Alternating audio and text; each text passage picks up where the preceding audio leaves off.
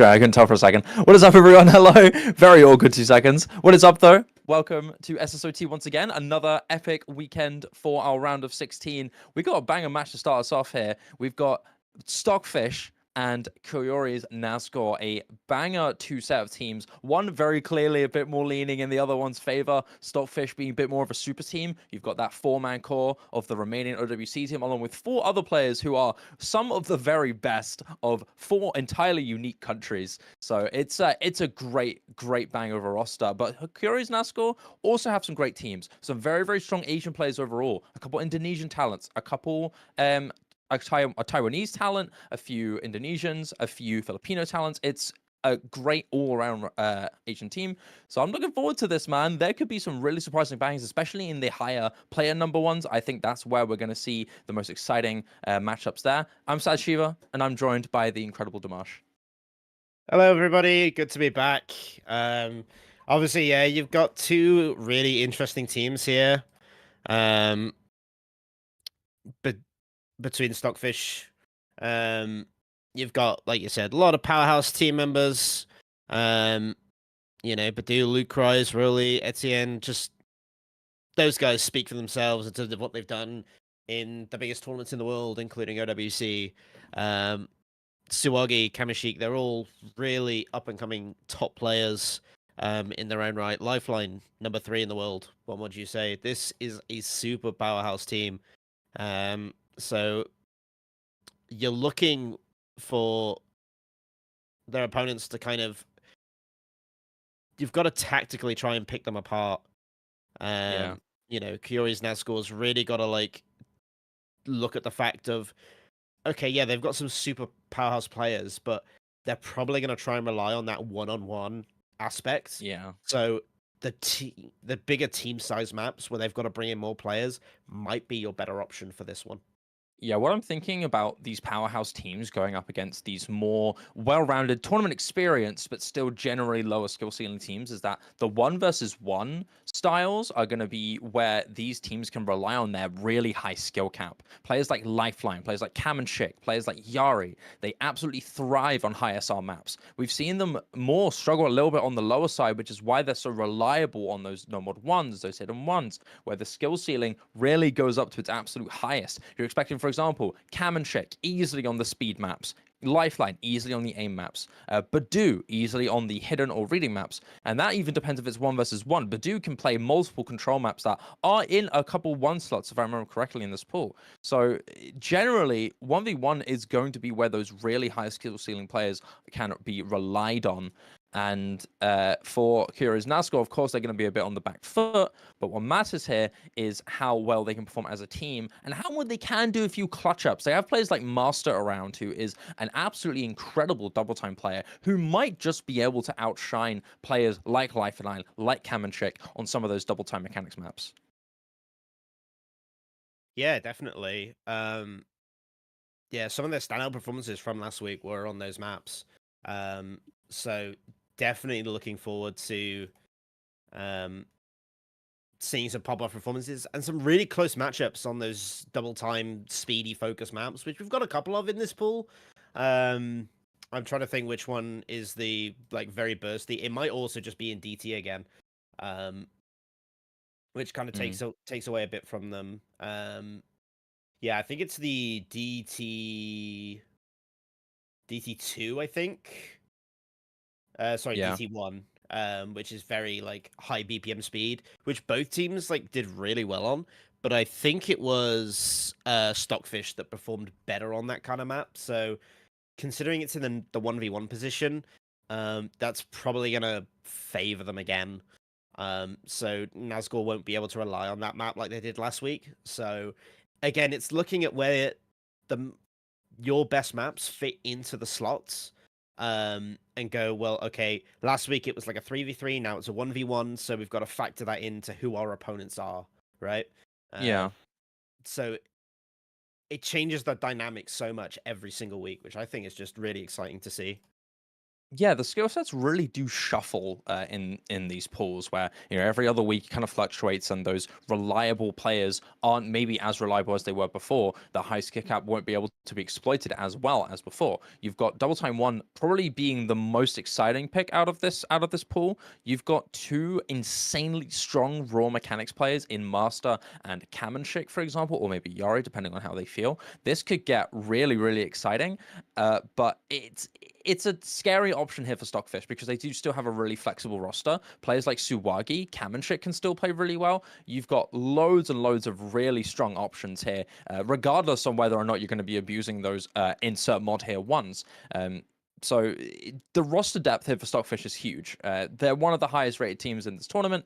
They're one of the highest seedings in this tournament. So it's no surprise that they're going to be very heavily favored. But I still think Koyori's Nasgor could really make the most of this, especially on aim. You've got players like Master, Milteism, Skydiver, who could do very well on any of those aim-heavy maps. Koyori and Nazuna Amamiya, very flexible players, very good on the no mod. So you have that good kind of high roster flexibility from Koyori's Nasgor, but in terms of the raw skill, it just feels like Stockfish are the generally stronger team. You're going to have to hope for them to overperform for Koyori's Nasgor if you want to see that win come through. Yeah, I think what's nice about Koyori's Nasgor is they've got, like, a lot of this pool has got a lot of consistency tests, as well as, there's a lot of tech in this as well, which I think maybe not as much the tech side of things, But certainly the consistency side is going to play really well into what they're strong on, especially like no mod 4 is our aim consistency this week in the no mod pool. So you're talking about having 4 players for a lineup like that. And I'm just looking at Koyori's Nasgor and I'm thinking a lot of these guys very high PP in the PP rankings. So, they could put up a really good 4-man. Stockfish could also put up a very good 4-man. They might perform really well. They might, blow it. It's in terms of both of these rosters, depending on, you really have to play it map by map in terms of what players are going to be like. Well, I play really well on this, but we need 4 players for it, so it's not going to be feasible this week. I'm really looking forward to seeing what teams are actually going to pick going into this match, because it will change so much from last week. You pretty much have to take everything from last week and throw it out the window.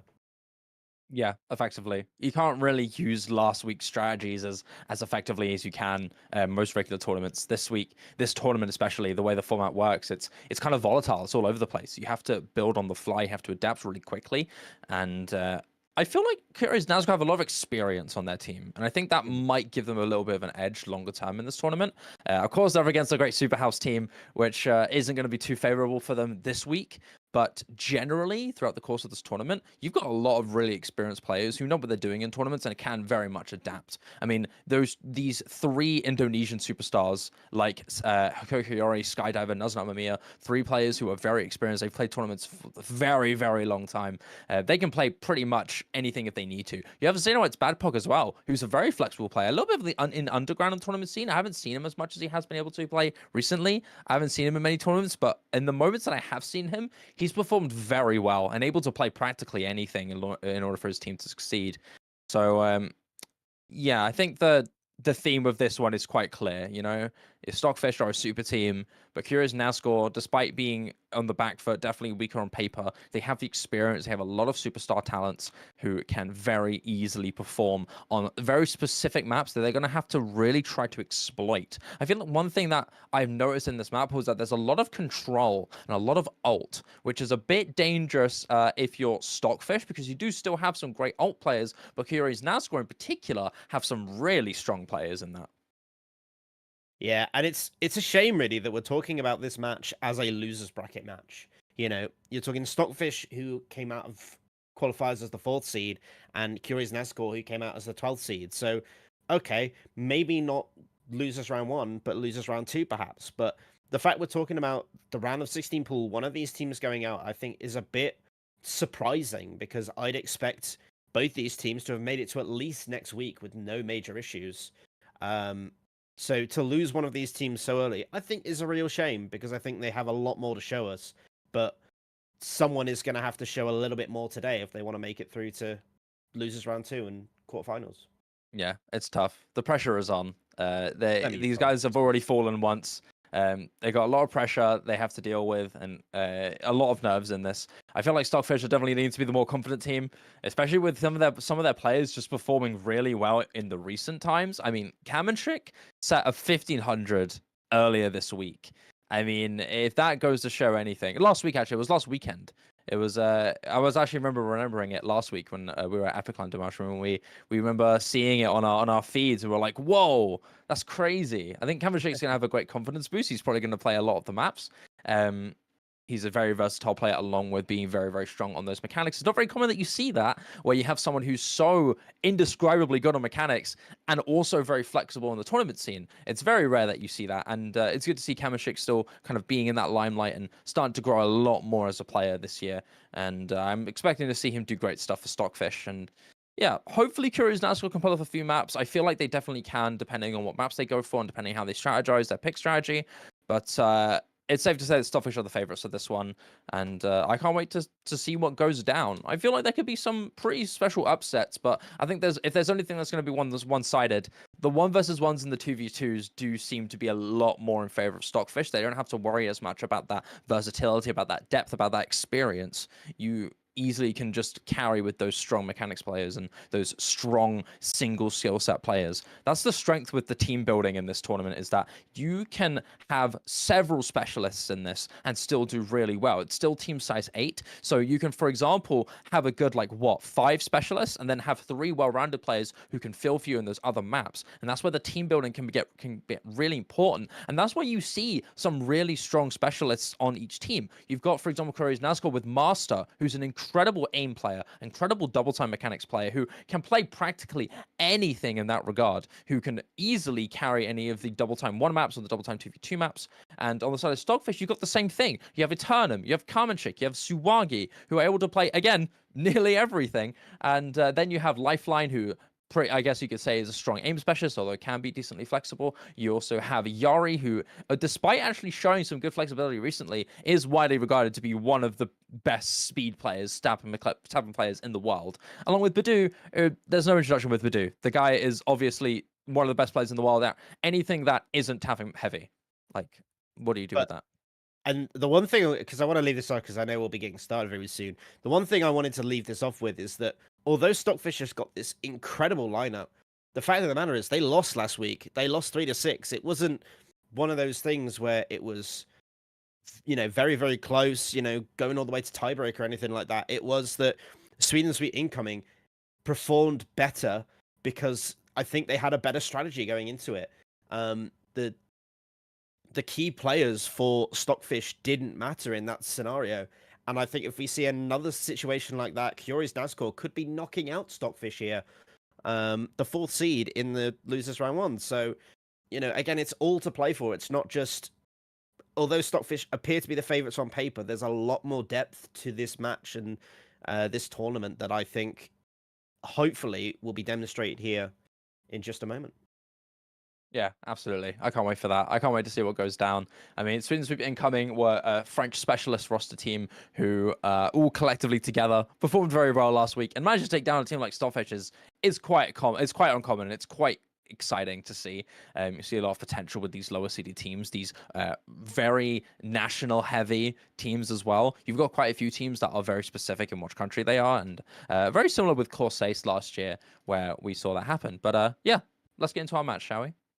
I can't wait for that. Let's do it.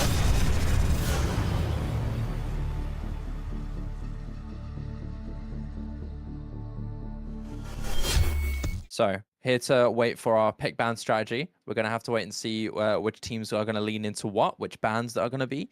I feel like, what maps do you think they're going to lean into, Dimash? Because I feel like there are a few that you could see that are instantly taken off, but others that aren't so certain, especially for Koyori's Nasgor. Well, like I said before, I think Stockfish has strength in those specialty maps, the 1v1 and 2v2 kind of situations. So anything from no mod 1 to no mod 2 all the way down, I think they will want to keep up. I think the things they're likely to take out are those 3v3 and 4v4, kind of more consistency focused situations, just because I think they're stronger. Not to say that they're bad at those sections, but they're better. They're going to have a stronger advantage on the smaller team sizes, whereas I feel like the opposite is true for Koyori's Nasgor. They want to be targeting like the No Mod 4 and things like Hidden 3. A lot of this stuff where it's consistency focused, but they can use their overall good team synergy to target those kind of maps. So I think maybe you'll see something like the ult taken out for Koyori's Nasgor. Maybe they'll take that out against Stockfish. Maybe you'll see Stockfish take out something from the DT pool, like DT4, just to kind of nerf Koyori's Nasgor, because they're quite strong on those DT elements. But other than that, it's kind of whatever the team is feeling isn't best for them at this stage. I think, anyway. Yeah, I feel like it's a lot of a question mark, because you do have a few maps that can be a little bit predictable here, like the double time maps and the control maps definitely being a bit of a question mark with these. But yeah, it's pretty volatile. And the first pick is out here. Bans? I haven't seen just yet, unless that is a ban for the hidden. But I don't think it will be. No, Do you believe it's going to be? Yeah, hidden 4 being picked there. So this hidden 4 already going into a 4 versus 4 map here. High BPM awkward aim Dimash. Yes, so this blackboard map, it's really nice. I'm a massive fan of the toybot mapping here. You're gonna see a lot of interesting patterning on this one. It's really awkward to kind of adjust to this map. It's an interesting first pick from Stockfish and Koyori's Nasgor. Sorry, from Stockfish against Koyori's Nasgor. But I don't think that makes it a bad pick. I'm just surprised to see them pick into that 4v4 format. I definitely expected something more like the Hidden 2, which is the high CS alt tech hybrids. I feel like players like Badoo and Lifeline or Rolly would come in for something like that. But again, Blackboard's not a bad pick. It's just not what I was expecting to see to start off this match. Yeah, I'd have to agree. But yeah, again, you do have Badoo, Suwagi, 2 players who are very strong and stuff like this. I mean, especially Badoo, I feel like he's very clearly going to be the star player on this lobby, who has the biggest potential to set the highest score. But I think Koyori's Nasgor do still have some great players, especially Naznat Mamiya around. I feel like he might be a very, very strong talent for this team. But here we go. We're getting into the blackboard now. The first map of this match. And this is loser's bracket, ladies and gentlemen. So whoever loses in this match is out. And we've seen Stockfish struggle against these lower seeded teams before. So this could be a very exciting one. If Stockfish don't get their act together with such high caliber of talent, Koyori might be able to just run away with it and get the win and advance through just barely. But there's a tall mountain. And here we go. We're getting into it now. Badoo, Rolly, Lucrece, and Suwagi here for Stockfish. And for Koyori's Nasgor, Styx, Naznat Mamiya, Xenoites, and Kokali, sorry. And that stage is looking pretty good in favor of Stockfish at the moment. Very small advantage, but not by too much. Badoo in the early break along with Rolly. 2 early drops there, but on the side of Koyori's Nasgor, it's 3 drops. So it's only Naznat holding onto a full combo here past this little intro section. Swag and Lucrece are going to be able to build past that burst section. Badoo and Rolly also recovering decently well, able to hold on ahead of 2 of those recoveries here from Koyori's Nasgor. And with that drip from Kokali, advantage definitely solidified for Stockfish before this next KI. Yeah, again, you get into this KI section, it's really nasty with those stop-start patterns in the right at the start, which kind of, it's like a mix between a cross-stream and a stop-start jump. Tends to catch a lot of players out, but you're seeing it, especially on the side of Koyori's Nasgor. You've got Styx and Nazuya Amamiya doing quite well here. You know, just Badoo holding on for Stockfish. They do hold the lead at the moment, Stockfish, but again, combos on the side of Koyori's Nasgor are starting to get up there. Yeah, they're starting to build, especially with Styx on that great recovery. Naznat Mamiya still holding on to a full combo here, ahead of the entire lobby. So that's going to be one combo that you're really banking for Koyori to hold on to as we get into this next HI section here. This is where the combos are going to start really mattering as we're getting past that halfway mark of the map here. Another drop maybe from somebody. It will be Kokali to drop first. And Badoo to trade it as well. That's a big drop there. You've got Lucrece, Suwagi, and Rolly all collectively holding on to over 400 combo. And with that, I mean, what else can you do? We've seen a triple miss here from Koyori's. It's only Naznat Mamiya to hold on to any combo, any semblance of advantage here, but there's nothing else that they can really do. Lucrece may drop, but Suwagi and Rolly still able to oppress the entirety of the lobby here. And Badoo also recovering good, about 218 combo and climbing. Kokali, Xenoites, and Styx all dropping towards that difficult diff spike off the map. And Naznat Mamiya is putting up an incredible show, but what can you do with this team difference? You're going to have to really hope from a double miss, a complete catastrophe here from Stockfish towards the, as soon as possible, really. Not even towards the later stage. We're already at that later stage, and we need to see it fall apart very quickly. Otherwise, Naznat Mamiya's full combo, soon to be full combo, will be for nothing, unfortunately. Yeah, Suwagi will find the drop, but we're approaching the end of the map now. There goes Roly, but Nazuya Amamiya will also find a drop in the final KI section. Really unlucky. If they could have hold that, maybe we could have seen a change up, but again, we're just going to see a very close score between these two teams. It has worked out for Stockfish on this occasion, but Koyori's Nasgor gave them a run for their money. Yeah, absolutely. Nazumamiya single-handedly being the star player. Being the star player of this one. But just overall, those collective overall combos, the general comfort here for Stockfish just leads to that win. But Nazumamiya was a giant threat, and I don't think that needs to be an understatement. There were a few struggles here, especially from Xenowite and Kakali. Oh, no, for Xenowite and Kali. Styx also tried, but 400k, unfortunately, not able to outshine anybody here from the entirety of Stockfish. And in turn, they get the win. The general teamwork made the dream work for this team, and that's going to lead to them getting map number 1. It's up to Koyori now to get the next pick. Yeah, we saw some good performances. Overall, Stockfish just performed better. But again, I think Koyori's Nasgor did have some big potential there, considering it wasn't their kind of map. I was very impressed with how well they opened up this match with that 4-man.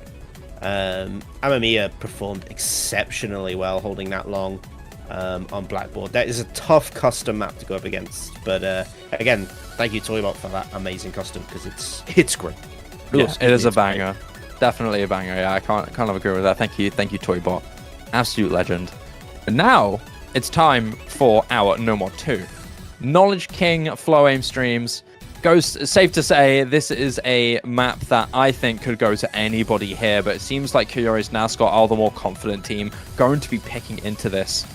This is your No Mod 2, a very, very typical Knowledge King No Mod 2. If you know what Knowledge King maps are like, they're very difficult, but pretty comfortable flow aim overall. Quite a few bursty sections as well, and a little bit of difficult jump aim, but overall, the flow aim is going to be really difficult, but that's really it. The awkwardness is not really emphasized and stuff like this. Knowledge King tends to make the balance between comfort and difficulty quite in favor of that difficulty, and maybe that's where Koyori's Nasgor might be able to benefit from. Eternum and Lucrece, two players who I think would absolutely excel on this, being in here for Stockfish, but Kokali and Nazna Amamiya having an exceptional performance on that hidden 4. Safe to say, he's got something going on that could do wonders for this team. Kokali as well. So here we go. We're getting into this normal 2 now. And by this intro, it already ramps up here. The stamina already hitting to a decent degree. And looking at the little accuracies here with the combos, only Lucrece dropping down early on, but accuracy is definitely quite even, but leaning a little bit, very little bit favor of Koyori's Nasgor here. As these streams continue to amplify and continue to come through here, there's no drop in sight here for Koyori's Nasgor. That only drop from Lucrece is the only thing that's keeping them out of the way, but down goes Eternum, and there's no trade here for Koyori's Nasgor. As we're starting to get into that little aim section now, they're going to start running away from it. They both hit that 1/3 section, and the combos just keep on building and building that lead in their favor. Yeah, excellent performance through this. I mean, this Knowledge King map, it's... if you've ever played Knowledge King, like No Mod 2s, or streamed stamina maps, they're all got that same style, that same feel, so it translates really well when you go from one version of this map to the other. But again, like I said, Koyori's Nasgor really targeting there's certain maps in the mod sets where it's like, we only need 2 players for this. We have got Nazuya Amamiya and Kakali. We know we can do really well on this kind of thing, so let's just go ham and see what Stockfish can do. Yeah, Kokali extremely comfortable on this. Incredible accuracy as well.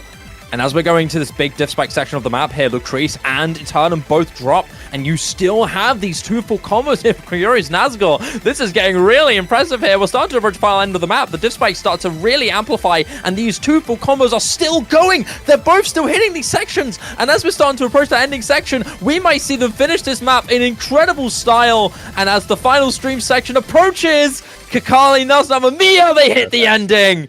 What a way to pop up. What a way to come alive and even out the playing field. We thought Eternum and Lucrece would be experts on this, but it turns out that they were the ones to struggle. Just over 500k was the highest score, whereas the other two just completely excelled. Kakali especially, with phenomenal accuracy throughout the entirety of the map. 210 BPM with stream paths this long is insanely impressive. What a team score. What a way to bounce back your entry pick. Yeah, that was a perfect performance from Koyori's Nasgor. Absolutely insane stuff. Yeah, not really much to break down there. One team completely FC'd, the other team did not. That's all it comes down to. Crazy good stuff. Like you said, Kakali, 99 AC, FC on that No Mod 2 it's insane to keep that up for 210 BPM. It is ridiculous to keep that up. Even with the spacing changing, there was no issue from both players there. Nazir Amamiya is having a great day. Yeah, absolutely. 2 FCs in a row, completely carrying your team on 2 maps in a row. I mean, Kakali as well, backing him up. 2 FCs. I think even 1 FC would have been good enough to win the match entirely, really. Only about just under 1 million team score, I believe, was Stockfish. So Koyori's Nasgor with 1 singular score, nearly able to 1v2, is very impressive. And as our first entry picks have come through, we're now going into 2 of our bans here, giving our teams a little bit of room to give themselves a very comfortable pick, a map that they know that they can easily excel on. Gives them a little bit of opportunity to be a little bit more flexible on these bans. And that No Mod 4 for Koyori's Nasgor going to be immediately shut down. And for Stockfish, we're going to have to wait and see.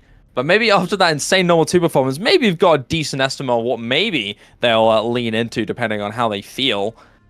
No, I think that's the other way around, isn't it? I think Koyori's Nasgor banned the No Mod 4, right? Did they? They're actually banning it. And this is Stockfish banning DT3. So surprisingly, one of the maps I picked for Koyori's Nasgor to be really strong on, they've just banned. So... Wait, was it really? On the UI, it says the other way around.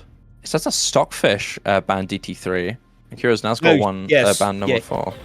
Yeah, that's what I'm saying. I expected Koyori's Nasgor to play No Mod 4.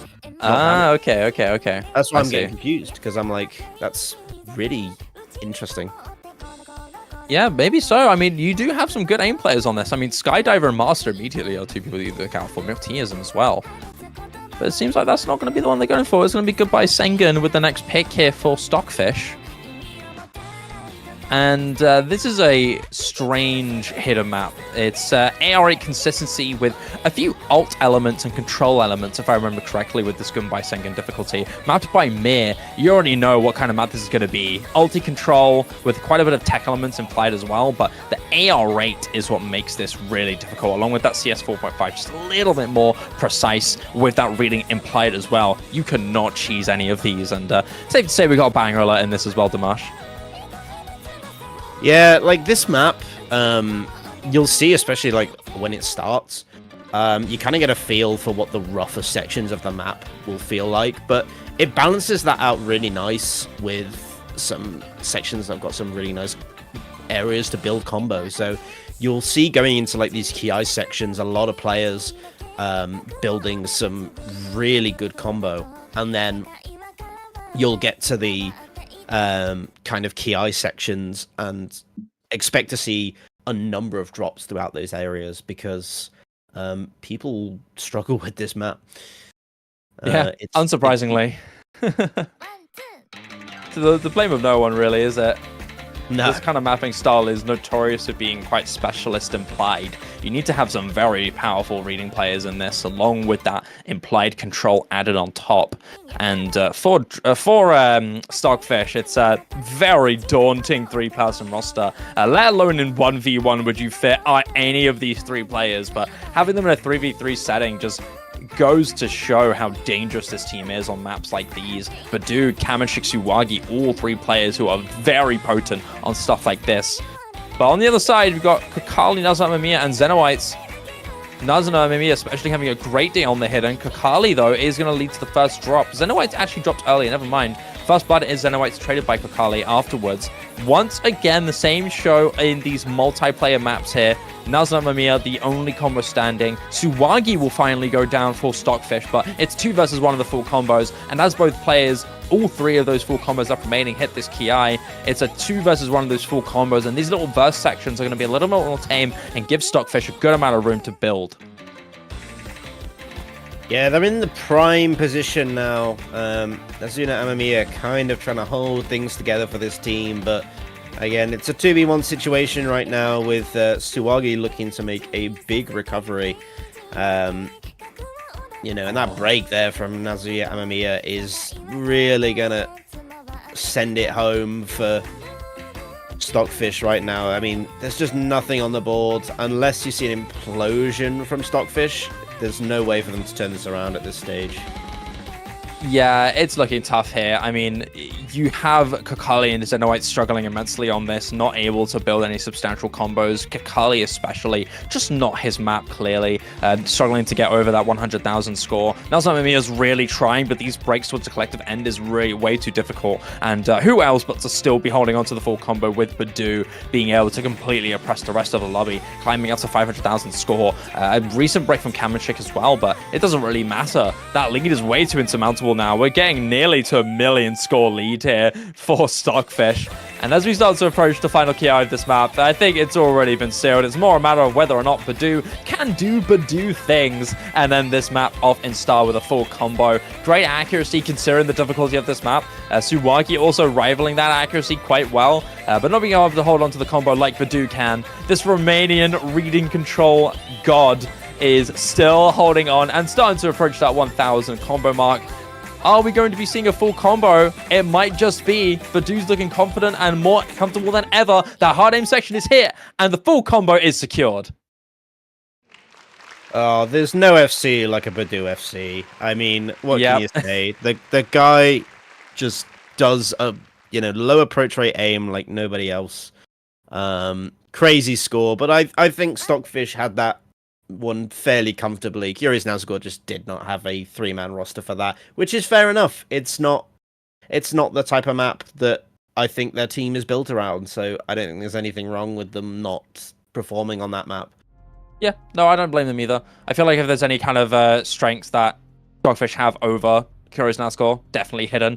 We've seen that played already. It does not mean being a very valid threat, but with that hidden 2 and hidden 3 and hidden 4 taken down, hidden 1 and hidden 2 are now a little bit more dangerous because you still have Nasgor Mamiya able to carry with hidden 1, for example. So that's still going to be a bit of a looming threat, but it's going to be the double time speed mechanics here for Koyori's Nasgor to be picked into next. Now, this one is quite exciting. I think both these players have some very strong mechanics players, very strong speed players. I mean, you've got Kamenchik, you've got Lifeline, you've got a couple more, I believe. I mean, Yari as well. So many strong mechanics players for the Stockfish team, but on the side of Koyori's Nasgor, not only have they more comfortable on this section, especially with the normal 2 being a good implication of what it could be with this stamina, but generally just having some great players. I mean, Master, Milkteism, 2 players that I expect to do very well on this. Hakui Koyori could fill in, but I think Nasgor Amamiya might be the 3rd. And looking at these rosters here, I think the rosters haven't switched up yet. I don't think Badu would be playing this. I believe it's probably going to be Lucrece, Kamenchik, and Lifeline in for this one. What do you mean? You're telling me Badu can't play this? No, Badu can play this. This is his map. I'm telling you, this is his map. For real. It's speed aficionado. Yeah, agreed. King mechanics player. There we go. There's the switch up now. So it is going to be Kakali and Nasgor Amamiya back in, 2 players who performed very well on the No Mod 2, who actually were the only ones who have FC'd that one with insane accuracies to boot. Sticks coming in for the filler here for Koyori's Nasgor. But this is going to be an exciting one. I can't wait for this. I feel like if there's any skill set that is going to be very close, it's going to be that raw tapping mechanics. And this one is no exception. Banger AF, bro. A very good song, but very bursty in its stamina. You're going to be seeing a consistent amount of high PPM bursts with a few scary control bits as well. For example, this little burst spam section might lead you to trip up if your finger control just a little bit off. These patterns can get really precise, but the comfort in this in terms of the aim is quite simple. You're really just looking at that control and that speed to imply it until the ending comes apart where the difficulty starts to hit a massive spike. Yeah, I mean, you've also got to be aware of the slider control of this kind of map as well as having the finger control to hit this kind of thing. So, you know, as long as you're not trying to jump too quickly off the slider ends, you're not going to struggle too much with this map. But again, it is going to lead to some surprising slider breaks jumping off these. See what I mean? Oh no, lifeline. Slow slided on that. A classic way to drop. The slow sliders are really demon. And that's going to lead to a pretty important drop here for Stockfish. You've still got 2 full combos from Kamishik and Lucrece, but Nasgor, Mania, and Stinks holding on to great combo with Kokali holding on to phenomenal recoveries here. Almost like that miss really meant nothing to him. And as we're going into this next section, a few more jumps and a few more triples here and there. Not as many high stamina bursts. But we're soon going into a little bit of a BPM reduction section, but that's where you're going to see a lot more of those buzz sliders, which could lead to a lot of drops, just like these ones here. BPM hit down just a little bit, but really not by too much. You've still got those buzz sliders as well, which could lead to a drop. No drops on the squares, it seems like. Nasgor and Mania being the only one to have dropped in the last, 30 seconds. And it's an even grounds now. I think this combo advantage is a little bit in favor of Stockfish. Only by about 50k. But I feel like Koyori's Nasgor could still do something. Yeah, it's slight advantage in terms of that, but massive, I think, overall in terms of accuracy. That's what's giving them ahead at the moment. Still also play for it's only around 70k in favor of Stockfish at the moment. But again, they're still holding on to the combo. We're kind of looking for another drop from one of these players. But which side that's going to come from, it's all going to come down to this last third of the map. Yeah, this is where the ending starts to really hit a control aspect on this, where you're going to see a lot more aim and a lot more doubles implied. This comfort no longer stands. It's all going to come down to this difficult ending here, where the doubles is everywhere. And this is where you're really hoping for those full combos to go down, but Styx and Kokali both drop, and that's only going to seal the coffin even deeper here for Koyori's Nasgor. We may see the first breakpoint of this match here. Nasgor and Mania still holding on to great combo. Finally, Lucrece goes down, but Kamishik still holds. And that great recovery here from Lifeline is going to massively push. A triple miss actually there from Stockfish, but it's not going to matter. Nasgor and Mania goes down just before that, and it's going to lead to the win here for Stockfish. As we start to approach the little ending section here, there's going to be a lot more of that stamina section coming back to us, but after that control section is here, there are a lot of misses coming through here, and with that reset again from Koyori's Nasgor, I think the fate's been sealed already. As long as these combos can just keep on staying there, as long as there's no insane mass drop, I really don't think this 300,000 lead from Stockfish is going to go down. We're going to the ending section, and this is where the stamina is going to hit to a maximum. Yeah, big ending for Stockfish. They can hit this in comfort, knowing that they've done what they needed to take the break point in this matchup. Really unfortunate for Koyori's Nasgor, because as you saw, not long after they broke, did Stockfish follow suit, and it's just an unfortunate bad timing for Koyori's Nasgor. Yeah, not too good, unfortunately. It is going to lead to the win from Stockfish and the first breakpoint of the match. Look at that. 2 slider breaks from Stockfish on both Lifeline and Kamishik. That is crazy good stuff from them. Yeah, 2 S ranks definitely goes to show that this team was definitely comfortable. There are a lot of weird slider patterns on this map, which I'm not surprised led to a couple slider breaks here and there. But it's unfortunate. Again, yeah, it's just unlucky. Like, you look at those combos and you see Nazuya Amamiya with 1k, Kokali with 1.2, Styx with 1.4, but just getting slightly bested by Lifeline with 1.2, Lucrece with 1.5, and Kamishik with 1.6. Like, it was literally 200 combo apiece. If it had been Stockfish breaking first over Koyori's Nasgor, could have been a completely different map. But it was just unlucky timing. Yeah, absolutely. It's up to Stockfish now to start bouncing that more ahead. You're thinking of maybe leaning into the hidden, but that's a bit of a risk. You could maybe lean into the more control, which is a possibility here.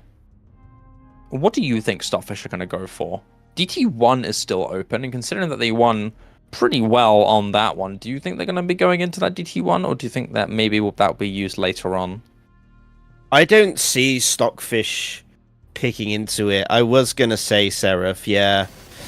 I'm not surprised that they're picking into this map, to be honest. If you look at the team building of Stockfish, their free mods capability is massive. Yeah, absolutely. Yeah. So I think pulling 3 players in, easy for Stockfish. Koyori's Nasgor, not as easy.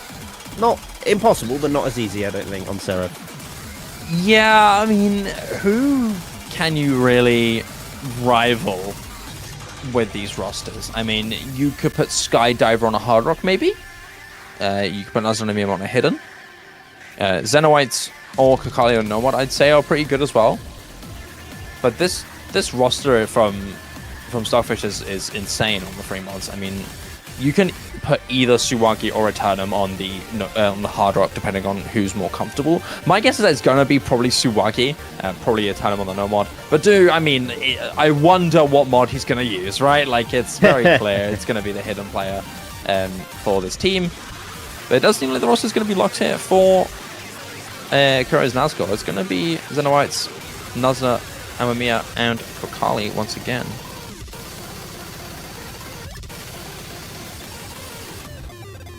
We're going to get into our map very soon, hopefully. Just waiting for that to update and load through. Yeah, the players are underway. I think we might be having a client issue on stream right now, but hopefully that gets resolved relatively soon.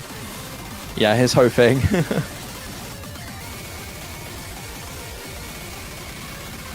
But I can confirm that Suwagi has taken the hidden, Etienne has taken the hard rock.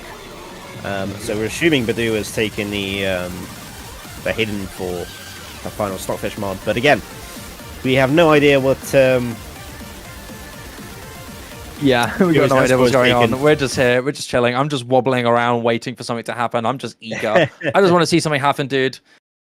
But again, this map is very anti-mod focused. So that's why I think Stockfish has picked into it. They've got the lineup that's so comfortable on the mods that it be their preference whether it was anti-mod or not.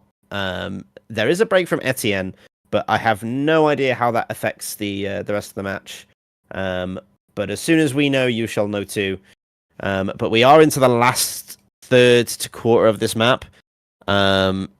As far as I know, I think Stockfish are in the lead at this point because Suwagi is still FCing into the last quarter of the map. Yeah, this is a crazy score from Suwagi, actually. Still holding on to the most difficult parts of the map. I mean, you guys can't see it, I'm afraid, but King Dimash has his own tournament client open, so we can see a few of the players, but not all of them. And from what I can see, Suwagi is doing very, very well. Actually, most likely going to be FCing the map, which goes to show how strong this team would be on the free mod. It's very likely that they won the map.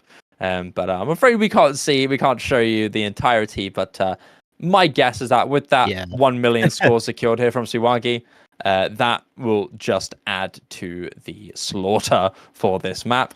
And just to double check the score confirmation, yep, surprise, Stockfish won the map by 700,000 score. Full combo from Suwagi, 700,000 from Badu, and the next high score being from Eternum at 564k. The rest of Koyori's Nasgor only managed to get 500k or lower. Kakali with the Hard Rock getting 500k, 487 for Nazna and Mania on the Hidden, and Xenoites on the Hard Rock getting 462. Yeah, safe to say, this was very clearly a map for Stockfish. So now we're just waiting for our clients to show what we want again and see what maps we want to show. Sorry, ladies and gentlemen, that you got to miss that match. I very apologize. Very sincerely apologize. That's the nature sometimes of our O2 client. And yeah, we're just waiting for our next pick stage to come through, and we're just going to be waiting to see what will happen next. Yeah, so again, surprisingly, actually, Badu did not go on the Hidden. They decided not. Yeah, very surprising. It is and it isn't. Badu will play whatever he likes. Which is fair. a fairly Badoo staple. But again, anti-mod always tough on teams. But particularly for Stockfish, they have a very strong roster where they'd play it like this regardless. Yeah. So it works into their favor very, very well. And that scoreline just shows it very well. Yeah, absolutely. Really dominant. Really, really dominant. Tatakae is Nasgor now to come up with a pick of their own. Do you think they're going to be leaning? No, it's going to be hors d'oeuvre. It's going to be the free mod 2. So surprising, considering that they did just lose the free mod 3 anti-mod, but this one's a little bit different. It's a little bit of an aim techie hybrid, something that I feel like Kira's Nasgor might be able to benefit from. And it is going to be Suwagi and Lucrece, it seems to be, for Stockfish coming in here. For Kira's Nasgor, we'll have to wait and see. But likely we're going to see Nazna Mamiya, who has played literally everything. And probably, in my mind, either Kokali or Xenoites. Probably Kokali would be my guess on the Hard Rock, but we'll have to wait and see. Not all the clients are loading at the moment. It's just Suwagi and Lucrece who are loaded in at the moment. Oh, we love our tech issues. Yeah, this is a tough tech issue here. We're just waiting for our clients to fix up a little bit. But it's going to be Lucrece on the Hard Rock and Suwagi on the no hidden. Yeah, I can't actually see the mod icons here. I can't see the mod icons here on our players. I didn't actually notice until I have to actually clock it. Whose maps played what?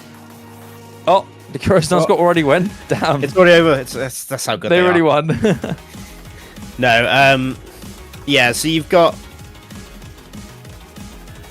Zenitas playing with with Hard Rock. I think it's hang on, let me pull up the. I can tell you. It has to be Nazna and Mamiya, surely. You got Nazna on the hidden, probably. Lucrece and Suwagi still holding on to their full combos, by the way. As we're starting to build up into the next cow of the map. It is, oh, wait, yeah. No. Nazuna Amamiya, I think, is in for this one.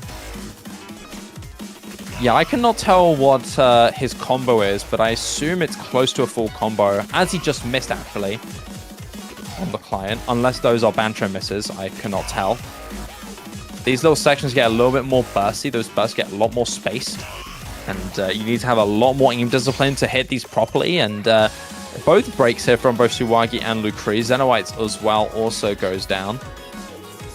But I can imagine that this team definitely has the advantage for Stockfish. It's definitely in their favor. Suwagi being able to outshine Xenoites and Lucrece being able to outshine Nazna and Mamiya by a good 100,000.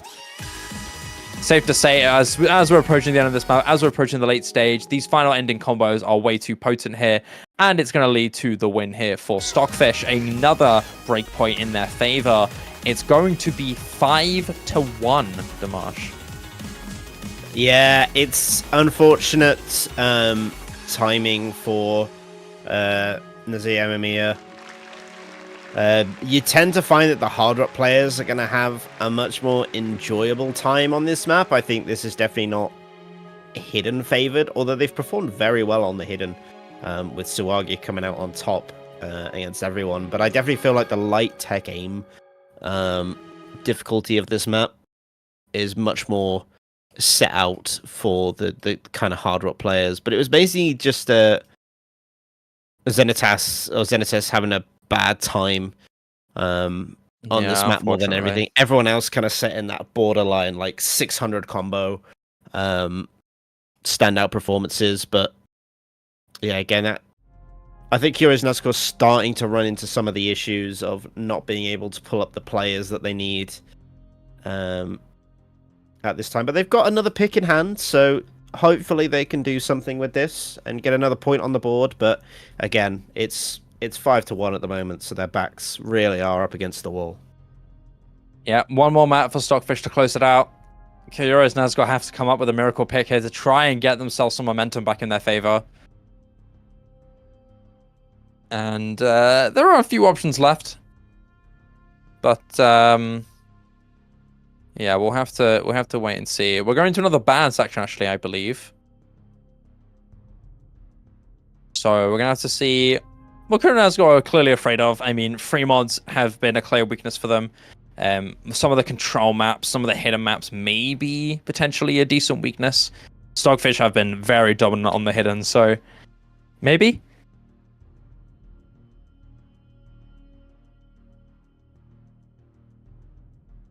They are taking their time with this one.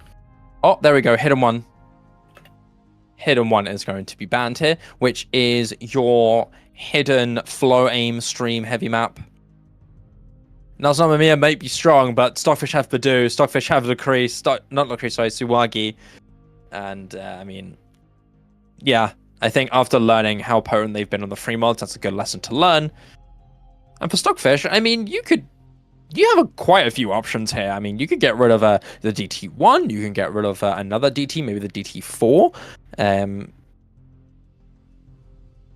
But I think overall, Stockfish are quite comfortable. It's more a matter of what they're not comfortable on, I think.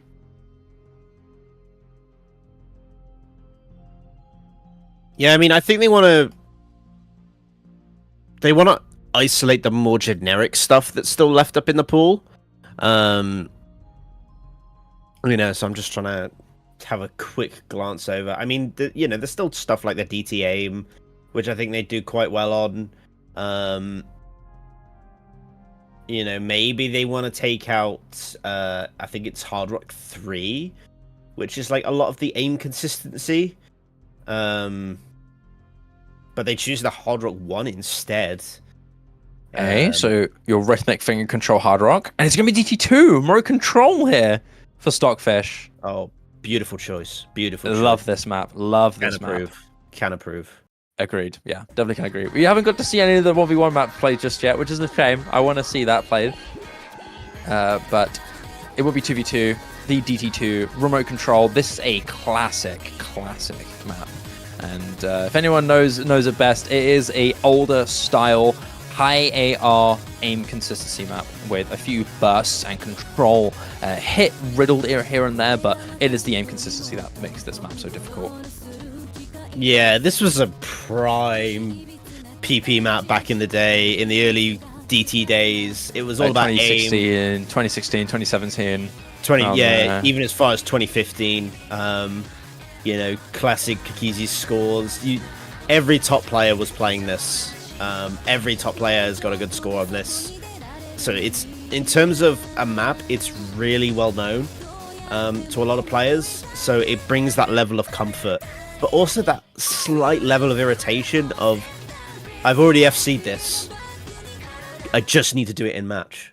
And then you miss, and then it hurts more than anything else. It stings. Yeah, it stings. Yeah, this map's very iconic, and I feel like every one of these players have played this map before it being shown in the tournament. It's an iconic one. It's a banger. And we're going to be getting into it now. Xenowites and Sticks here for Koyori's Nasgor, for Stockfish, Lifeline, and Eternum. Lifeline, I think, definitely being the player to look out the most here. Probably the most comfortable on a skill set like this. He does a drop, though, after that. Intro, the weird aim sections there might be hitting him a little bit. There's a few awkward linear aim sections in this, but we're going to be seeing those jump spike quite a bit more later on. But this isn't your traditional double time one style aim. This is definitely a bit of a weird older style where a lot more linear, a lot more strange patterns in this. But still pretty comfortable to the degree where you're going to be able to hit most of these sections to a decent degree. There's the first jump spike there, leading to a drop there from Sticks. Xenowite's still holding on, but Eternum and Lifeline, despite both dropping, hitting that entire Ki, and giving them a little bit of an advantage going into this next Ki section. And we're getting already very close to the end of this. This is a bit of a shorter version, not the full version, so this is the original version. The original version, before not the long reel version. Not the long reel version, the original version. And Etienne going ham on the ending here, the only one to be holding combo right here. And it drops. And it drops. And also there was a cursor dance from Lifeline, seemingly maybe a little bit frustrated that he missed, or just having a little bit of fun knowing that he won his team the map. It is going to be Stockfish winning by about 100,000. And he was thus straight out of there. The It stung. He was mad. He was mad. I don't blame him. Like, yeah. Missing on that just hurts. Honestly, the the mapping style is a little bit weird, right? Like, some of the jumps are not traditional, so maybe Lifeline not being as comfortable, or maybe not into it, maybe not practice as much. I don't know. It's an older map. Know. It's like that 2015, 2014 era. Yeah, Lifeline's a modern era OS player. You don't really know him too well for the very old scores that he's set, but still being very, very strong on it. But maybe not his, but it doesn't really matter. It doesn't really matter. He's still got 400k, still outshining the majority of Koyori's Nasgor, and winning his team the match. So I think Untitled definitely being the MVP of that final map, leading Stockfish to get a very, very dominant 5-1 victory. And with that, unfortunately, Koyori's Nasgor will be knocked out of SSOT. But thank you so much for playing. A great showing, especially from some players like Koyori, who I hadn't seen played before, but performed very well on especially the tapping heavy maps. And obviously, Nasna Mania, who was the star player for this team for the majority of the maps here. Unfortunately, though, not enough against a super powerhouse like Stockfish, who will advance into the next stage. Yeah, the unfortunate fall to the losers bracket has not worked out for them, because they ended up against the super team, who I think in a lot of people's eyes probably shouldn't have lost that first round. But there you go. That's how brackets go sometimes. It's one of those. As you can see, they had a very incredible showing on that No Mod 2 with the double FC. So, you know, they can hold their heads up high on this one. They managed to take a point off the 4th seed in the tournament. So, you know, GG, well played. And hopefully we'll see them again next time. Yeah, indeed. And we have to obviously thank our incredible sponsors at Drunkdeer and at Wacom. If you want to get a nice discount for your Wacom keyboards, go to drunkdeer.com and use OSUGO for 20% off of your discount. And for Wacom, SSOT40 for 40% off very certain Intuos tablets from Wacom. Once again, thank you so much, guys, for sponsoring. They are some of the best for your perfect OS experience. And that'll be it from us for now. Yeah, we've all got them. We all love our drunk deers and our Wacoms. And I'm sure you would too. And why not make the most of the discounts with our incredible sponsors? Thank you so much, everybody, for watching. We won't be too long. I believe we have a match coming up at 4:16 UTC after this between Wait With Goated and Bunny Battalion, which is our next match, I believe. Yeah, another losers bracket. So another team will be going home alongside Koyori's Nasgor, but who will it be? Yeah, who will it be? I think this matchup's definitely a lot more exciting. So, ladies and gentlemen, maybe get a snack, maybe get yourself some food, maybe take a little breather, but make sure you come back for 16 UTC to see this banger match between Wait But Goated and Bunny Battalion. I've been Sad Shiba, joined by the incredible Dimash once again, and we'll definitely see you guys next time.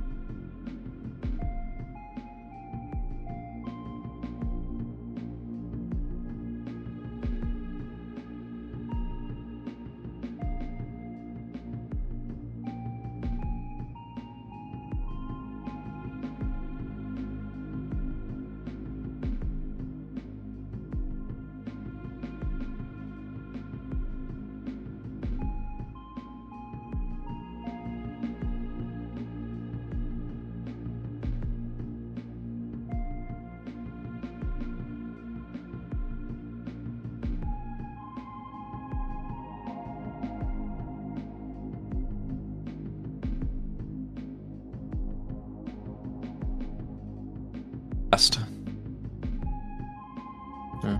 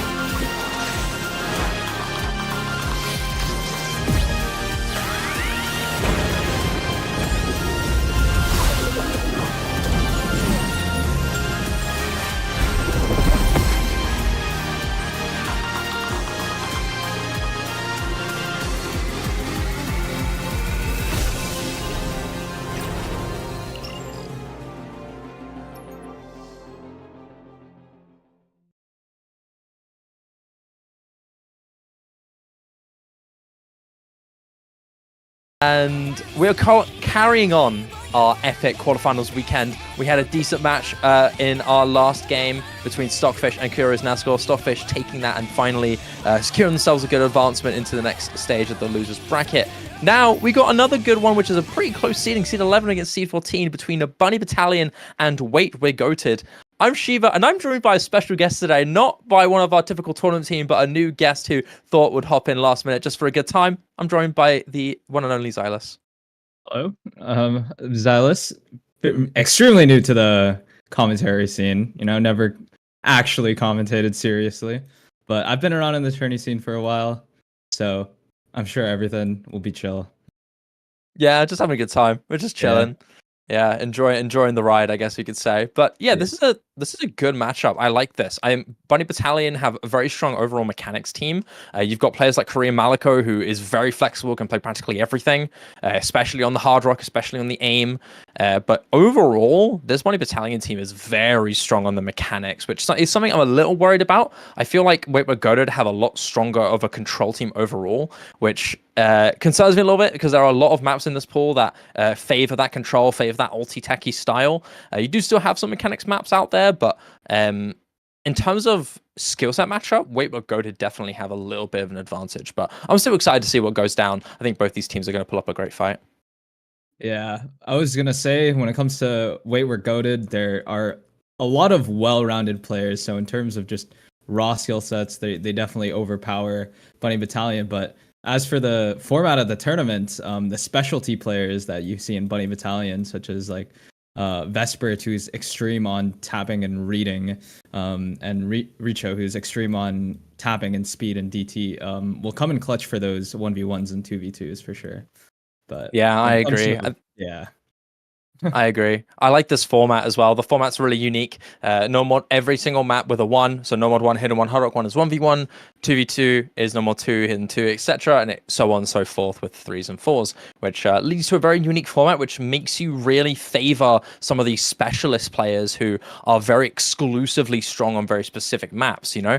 For example, on Wait, We're Goated, they're quite well-rounded, but they still have some really strong players who are good on very specific skill sets, like Zyfrost, for example, very strong on tapping, very strong on streams. You've got players like Perry, who is very well rounded, so he might be not playing the ones, but he's definitely going to be playing around the other ones with more team members in them. And on the side of Bunny Battalion, you've got some great specialist players as well. I mean, Korean Maliko, obviously, he's most likely going to be playing all the hard rock maps. Riao, also known as Shietora, probably going to be playing a lot of the ult and tech maps. And a lot more than that. Larumen, reading player, probably going to be playing a lot of those as well. I am looking forward to this. I feel like although Wait, We're Goated do have quite a bit of depth, you're definitely relying for the specialists on Bunny Battalion to do a lot better. The lower player numbers are going to be what they're really going to be leaning towards. But I cannot wait for the match to start. We got about 5 minutes until we begin. Do you have any ideas on what maps or kind of strategies or so the teams are going to go into, Xylus? Do you have any thoughts or ideas? Based off what I see, I do see that Bunny Battalion may have a bit more of an edge, or from what I see at least.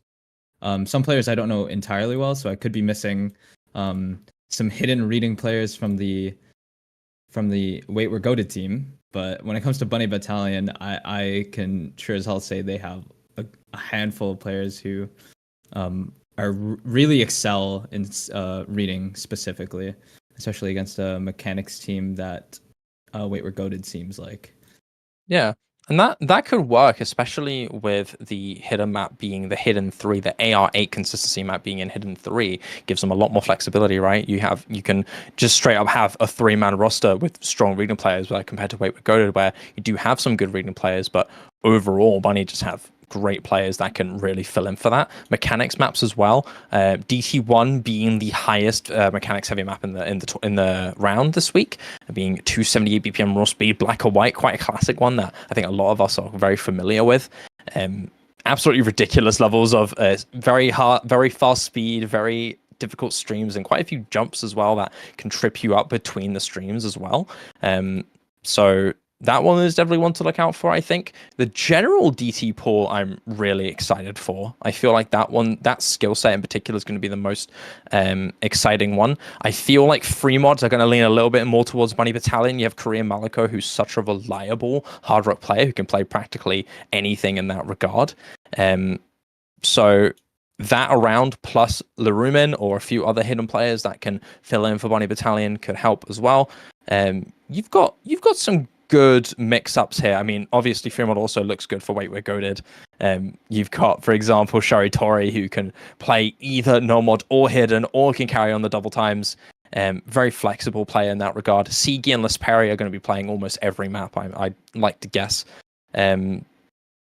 Yeah, this is hype. It's all over the place with this one. It's quite unpredictable.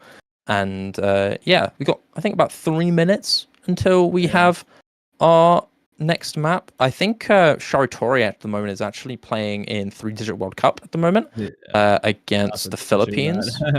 Yeah, what is that scoreline at the moment? Because I believe that is 4-4. Oh dear, that's close then. Yeah. So Sharitori likely will not be actually playing for a good few maps then. Maybe they'll be waiting for him. Yeah, But he's but been doing very 3 well. minutes to go. It's you aren't going to clear those 3 maps in 3 minutes. No, definitely not. That's assuming no TV either. So I mean, that's a banger matchup though. Philippines, Ukraine. for sure. They've both been going really hard. I'm looking at more maps in this pool here. I see No Mod 2 and No Mod 3 being big, very exciting toss-ups that can lead to a potential victory from either side. Knowledge King stream maps, and then No Mod 3 being banger AF bro, being a pretty popular, slightly lower SR raw speed map with loads of bursts and loads of weird slider patterns. We've already seen quite a few players, especially in our last match between Stockfish and Koyori's Nasgor, where everyone got great accuracies, everyone got good combos, but they couldn't just barely finish off the full combo due to slider breaks and whatnot.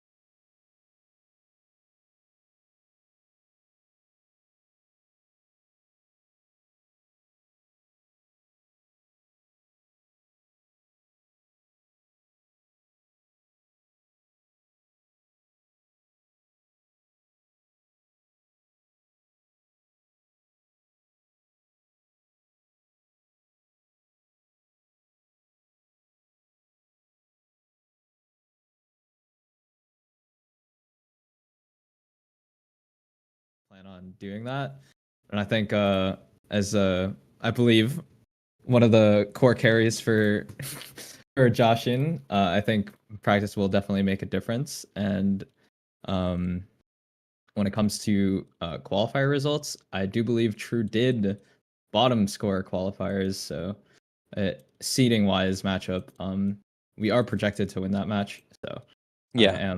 Yeah. You guys definitely are the favorites to take that one for sure. I mean, no surprise, you've got some great players. You got Psyche, you got Kyujin, two really, really strong New Zealand players who have been popping off recently as well. So, and overall, just a good team. Definitely much stronger. You got a all-rounder, really two strong Russian players and well-swing gamer as well. Just a good team overall. Yeah, definitely the favorites to win that one. I think we're going to start getting back into our matchup now. I think the players are going to start banning very soon. I'm just waiting for an update here from production. It is time for the match to begin. And we're just waiting now. I think it's time to see Wait We're Going and Bunny Battalion finally duke it out. I mean, I am unsure of what these bans are going to be starting off. We've got quite a few maps that we think the teams are going to be good on and some that are evenly matched, but ones that are so one-sided that might be a ban, I'm not too sure.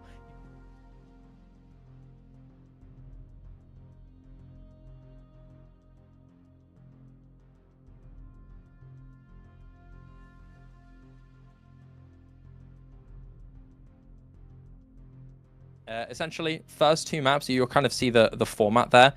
Your first two maps are picks, then third one to be a ban from both teams. And then 3 maps after that, it's going to be the same thing.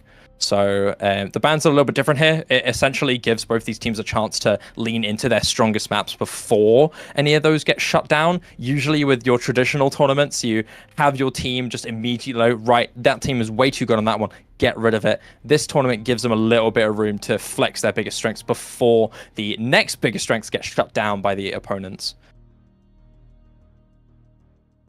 Yeah, this format is definitely like very interesting and a bit of a jump scare to players who have played hundreds of matches that were just bans and then picks.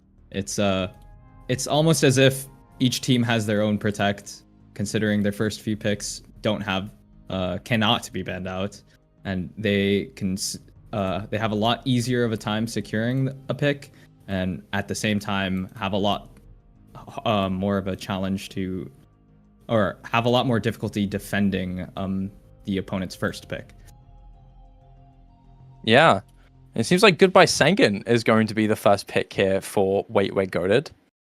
And this one is your AR8 consistency test. So as you said, Xylus, this team is pretty good on the reading maps. There are quite a few great players in that. So no surprise there. Just instantly going into something that they're very popular with. It's a good banger of a map, good comfort point for this team. It's a little bit more on the ulti aspect as well. You've got a few control-y patterns here and there, but it really is the AR8 that makes this the most difficult. Having players around, like for example, I can imagine like Sharitori and Sigi playing in this, less Perry as well. What do you think? Oh, the audio is really loud. I just got blasted. Yeah, you just got jump scared by the audio. I was like, oh my god. I was like, yeah, so don't worry. I don't hear anything anymore. So for those who aren't in the voice chat at the moment, so we have a Discord stream coming up, and the audio just came in for us and just gave us a little jump scare. So this is the Wait We're Goated pick, right? Yes, it is. Yeah, I assume this is going to be on the backs of players such as Lirumen and Vesperit, the people that I believe pushed this pick into fruition. Vesperit is known for his tapping for sure, but throughout it all, his entire career, he's definitely been extremely strong on reading compared to your average player. And same with Lirumen, who is the perfect support for Vesperit, and so long as they can get a good third player for that roster, this is a very solid first pick for them.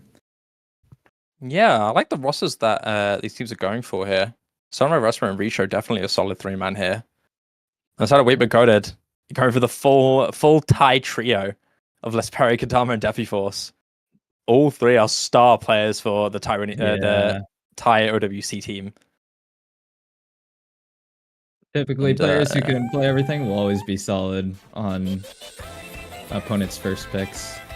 Yeah, I always found the team building in this format to be really interesting, because you really want to have normally with strong team size 8 tournaments, you'll kind of have like, I'd say around 6 all-rounders and 2 specialists.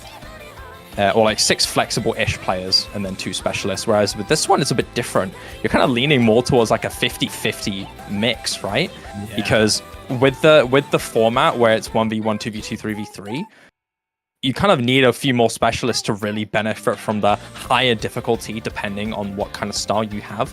4v4, most of the time we'll have a skill set where 2 of your, I'd say 4 specialists can play, and then have your 2 all-rounders fill in for that. But this team definitely has a lot more well-rounded players, a lot more all-rounders here, like Lesperi, Kadama, and Depiforce. All 3 players are quite well known to be able to play nearly everything here. They've done so before in their OWC careers, and I'm sure they will do the same in this one. But here we go. We're going into map number 1 now. This map's been pulled a few times, I believe. So a few players may be very comfortable with this, maybe a bit too comfortable. Maybe a bit of mind block, early drop from Vesperit there. Not sure happened there with the triples, but I believe Izzy did the same thing. But yeah, maybe a little bit of adjustment here. That's leading to a bit of an early game struggle. Yeah. Hidden 2 reading has always been one of the more traditional difficult maps to fully adapt to compared to the rest of the pools. For sure. Once you get the groove, you're kind of locked in.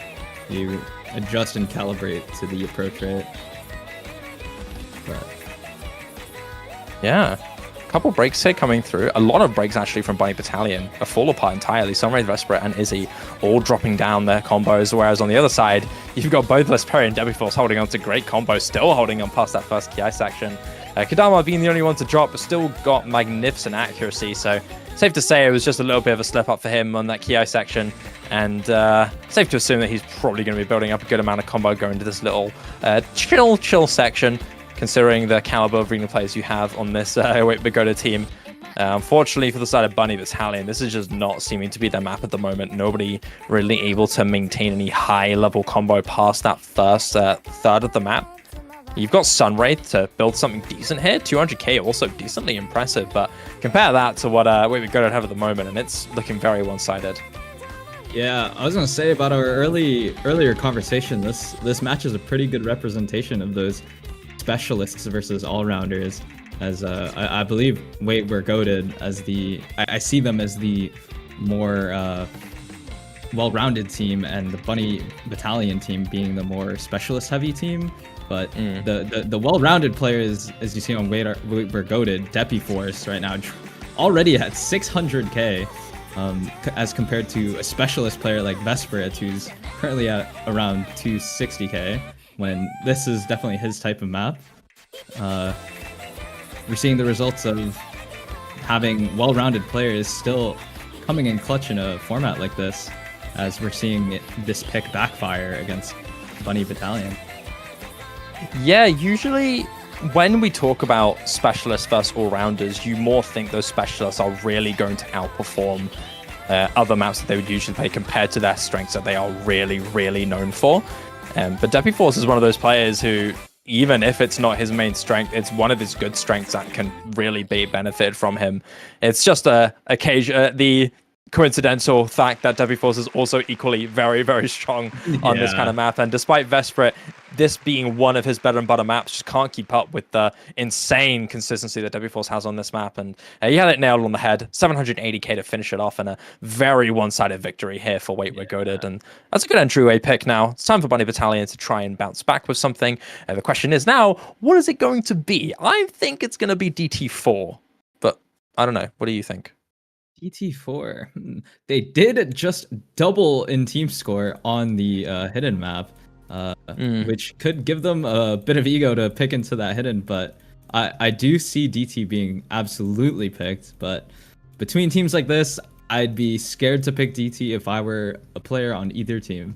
But yeah, I feel like with the players that are around here for Bunny Battalion, and, you've got Richo, you've got Ophiz, you've got Vesperit, you've got Sunwraith. You could also pick Normal 2 potentially.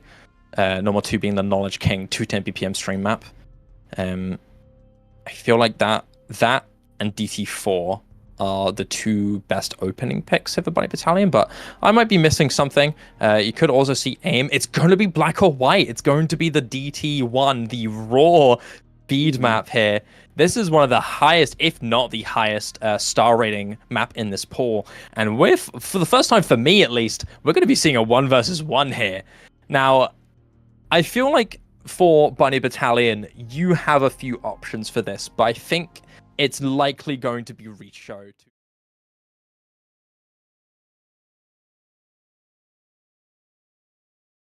we're goated. There are so many good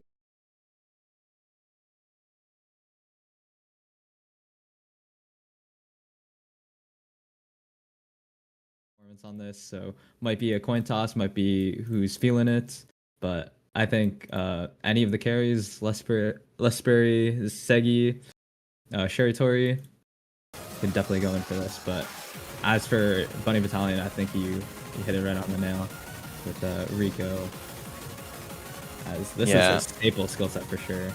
Yeah, definitely. Leaves the room for another potential break points, but we'll see. Yeah, in my mind, I was thinking for We're Goated, it was either going to be Zyfrost Shiritori. Especially Shiritori with his great performances recently has improved quite a lot. Played very well on the double time maps, especially in the 3WC that we're currently still seeing, I believe, being played.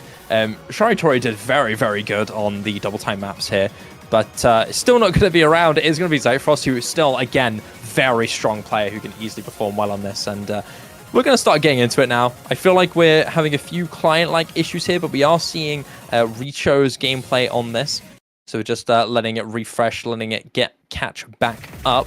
And thankfully, I haven't missed too much, only about the super early intersection, which does show a small advantage here in favor of Richo. Only by a little bit, though, by about 100 combo and climbing. So there's still plenty of room here for both of these players to get a pop-off. And as we get into the slowdown section, difficulty will start ramping up massively here. You can already see those bursts and these little slider jumps can get really complex and really, really difficult here. And that's going to lead to a drop there from Zyfrost. Richo still holding on and looking solid. As long as he can hit through the section, he's going to be able to build some massive combo to hold on to that lead. And as it's slowly starting to close out, the difficulty starts to decrease a little bit. Wait, no. Yes, there we go. That was what I was going to say. That's a big opportunity there. He may go down, but that's a good slot here. And we're going to start getting into the final third of the map, and Richo has a huge gap. Yeah, already accuracy alone. It was the first few seconds Zyfrost dropped so much accuracy. I can't help but question this pick. Yeah, Rico seemingly has this already. If you don't have comfort in that first section, there's no way you're going to be able to pull through the rest of the map. All those Steven mechanics. Yeah, Richo is definitely more practiced on this, I think. Great combo, great overall accuracy as well. Unfortunately for Zyfrost, just not able to get the think score that he wanted, which is great for Bunny Battalion, as this was their pick, so they're going to be able to even out the playing field now. It's 1-1. So thankfully, there's no crazy upset in the opening picks of this match. Zyfrost, despite putting up a decent effort, Richo was just way too strong. Way too strong. Great accuracy difference. Insane miscount difference. Actually, no, I take it back. The miscount actually goes in favor of Zyfrost with 3-6. That is crazy. It goes to show that the slider sections were actually what tripped up Richo more. Yeah. As a player who fully plays mechanics, it will definitely be the tech part of the quote-unquote tech part of the map that will be the challenge for the speed player. Yeah, I absolutely agree. Yeah, I know what you mean, right? You have that classic meme of, hit the craziest speed patterns of all time, then miss on aim. Like it's on 1-star jump. Yeah, one star jump and it's over. Yeah, you hit the 9-star fucking crazy space stream pattern. Like it goes all over the place. But yeah, thankfully for Richo, that's his map, and he got it. Nicely done. And it's up to Wait But Goated to pick their bans now. So now that we've got a small taste of what these teams can do, or what these teams might be leaning more towards, we have to think about now the ban system here for both of these teams. I suspect Wait But Goated, now seeing how strong Richo is and definitely looking at the rest of their roster, you're thinking that you maybe want to get rid of a double time mechanics map, or maybe just a general speed map like the No Mod 3, I believe was Banger EF Bro, which is the speed map. Yes, No Mod 3. That might be one. Blackboard for Nano 4v4 band. That makes way more sense, I think. This 4v4 hidden map is really difficult. It's awkward aim, high BPM, but that hidden comfort is essential. And every single player from Wait But Goated, I believe, has a good amount of potential to do well on that hidden. So great ban here for Bunny Battalion. Wait But Goated, though, you've got a few choices. I think double time mechanics is definitely what they're going to be leaning towards, though. DT4, maybe the No Mod 2, maybe the No Mod 3. Yeah, in the first two picks, we did see two one-sided scores on both DT and Hidden, and as a result, I believe that's what led the Hidden 4 to get banned, and maybe potentially we'll see a DT ban. It will be DT3 that's DT3. banned, so still DT, but not the map that we expected. This one is a little bit different. It's high L reading control. It's one of those high L reading maps where you're more relying on that ult, you're more relying on that DT comfort. And Wait But Goated still going with a pretty valid ban, I'd say. DC comfort just maybe not their thing. Yeah, it does seem like we're seeing a matchup of Hidden versus DT right now, which is yeah, definitely. Because I usually see it as like a combo skill set for a handful of players, but maybe not the case for these two teams. Yeah, Wait But Goated now going to be leaning to their next pick here. I feel like you may go for the free mod, but it's a bit of a risk here because Korean Maliko is around on the hard rock and definitely can outshine practically anybody here on with this Wait But Goated roster. I don't I don't believe there are any Hard Rock players that can really outshine someone like Korean Maliko average on the Hard Rock, which is probably why they're going to be avoiding that. I feel like Bunny Battalion may be leaning towards that Hard Rock a bit more. No Mod and Hidden are what I'm looking at here for Wait But Goated to really lean into. You've got the No Mod 1, you've got No Mod 4, two maps that are pretty consistent in its difficulty. And it will be the No Mod 4 here picked, the aim consistency map. This is practically the equivalent of like a No Mod 1. Very consistent, very comfortable in its aim, but has a few sections here and there that can really trip you up. Hence that really high star rating of 7.26 stars. Clear to show that this is consistently difficult with that aim. Yeah, I feel like you can never go wrong with an aim consistency pick on a team full of all-rounders and carries. It's like you have so much to fall back on. You're guaranteed at least 1 or 2 good performances, and if you're getting 4 of those players on an aim consistency map, they're guaranteed to do at least somewhat well, as opposed to a team full of mainly specialists but a few star carries. This is a great pick for them. Definitely with a team with, in my mind at least, a lot more tournament experience as well. You have a lot of veteran players who've been playing for a very long time. And some general just tournament prodigies who are known to be good in tournaments, just straight up. Like, you've got some good players who are good in solo and some players who are good in tournaments, but the players on Wait But Goated are, I'd say, at least tournament specialists, I guess you could call them. And that experience is really important with consistency maps. Used to adjusting to how long this map is.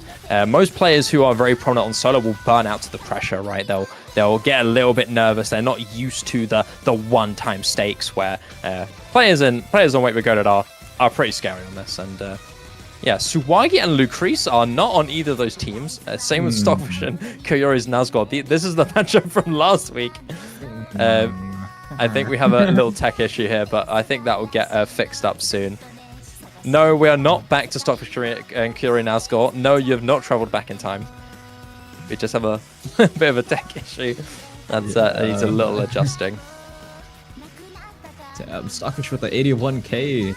Huge. Obliterating Koyori's 0 score. Yeah.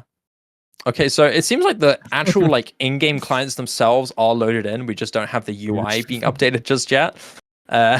So we can't actually see who's in. Yeah. We'll give it a moment to wait. But if I was side is Wait We're Goated, right? I'd say so. Yes. Yeah. The right side, left Bunny side. Battalion. All right.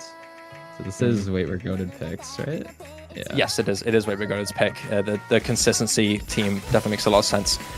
If I was to suspect who's playing what, I'd probably say for Wait But Go, we're probably going to be Lasperi, Kali, Sigi, and Sharitori, unless he's still playing through WC, in which it'd probably be Kadama or Depi Force. For Bunny Battalion, I'd suspect Korean Maliko, Morale, Izzy, and Richo to play this. Yeah, I could definitely see Sunwraith playing for Bunny Battalion, mainly because I do see a lot of stream players coming in for those No Mod 1 picks. It's like, I definitely see No Mod 1s and No Mod 2s go hand in hand. So for every flow aim player is a jump aim player or something. Yeah. Can we get an update quickly on the stream UI at the moment, because this UI is completely wrong. I can't see what's going on at all at the moment.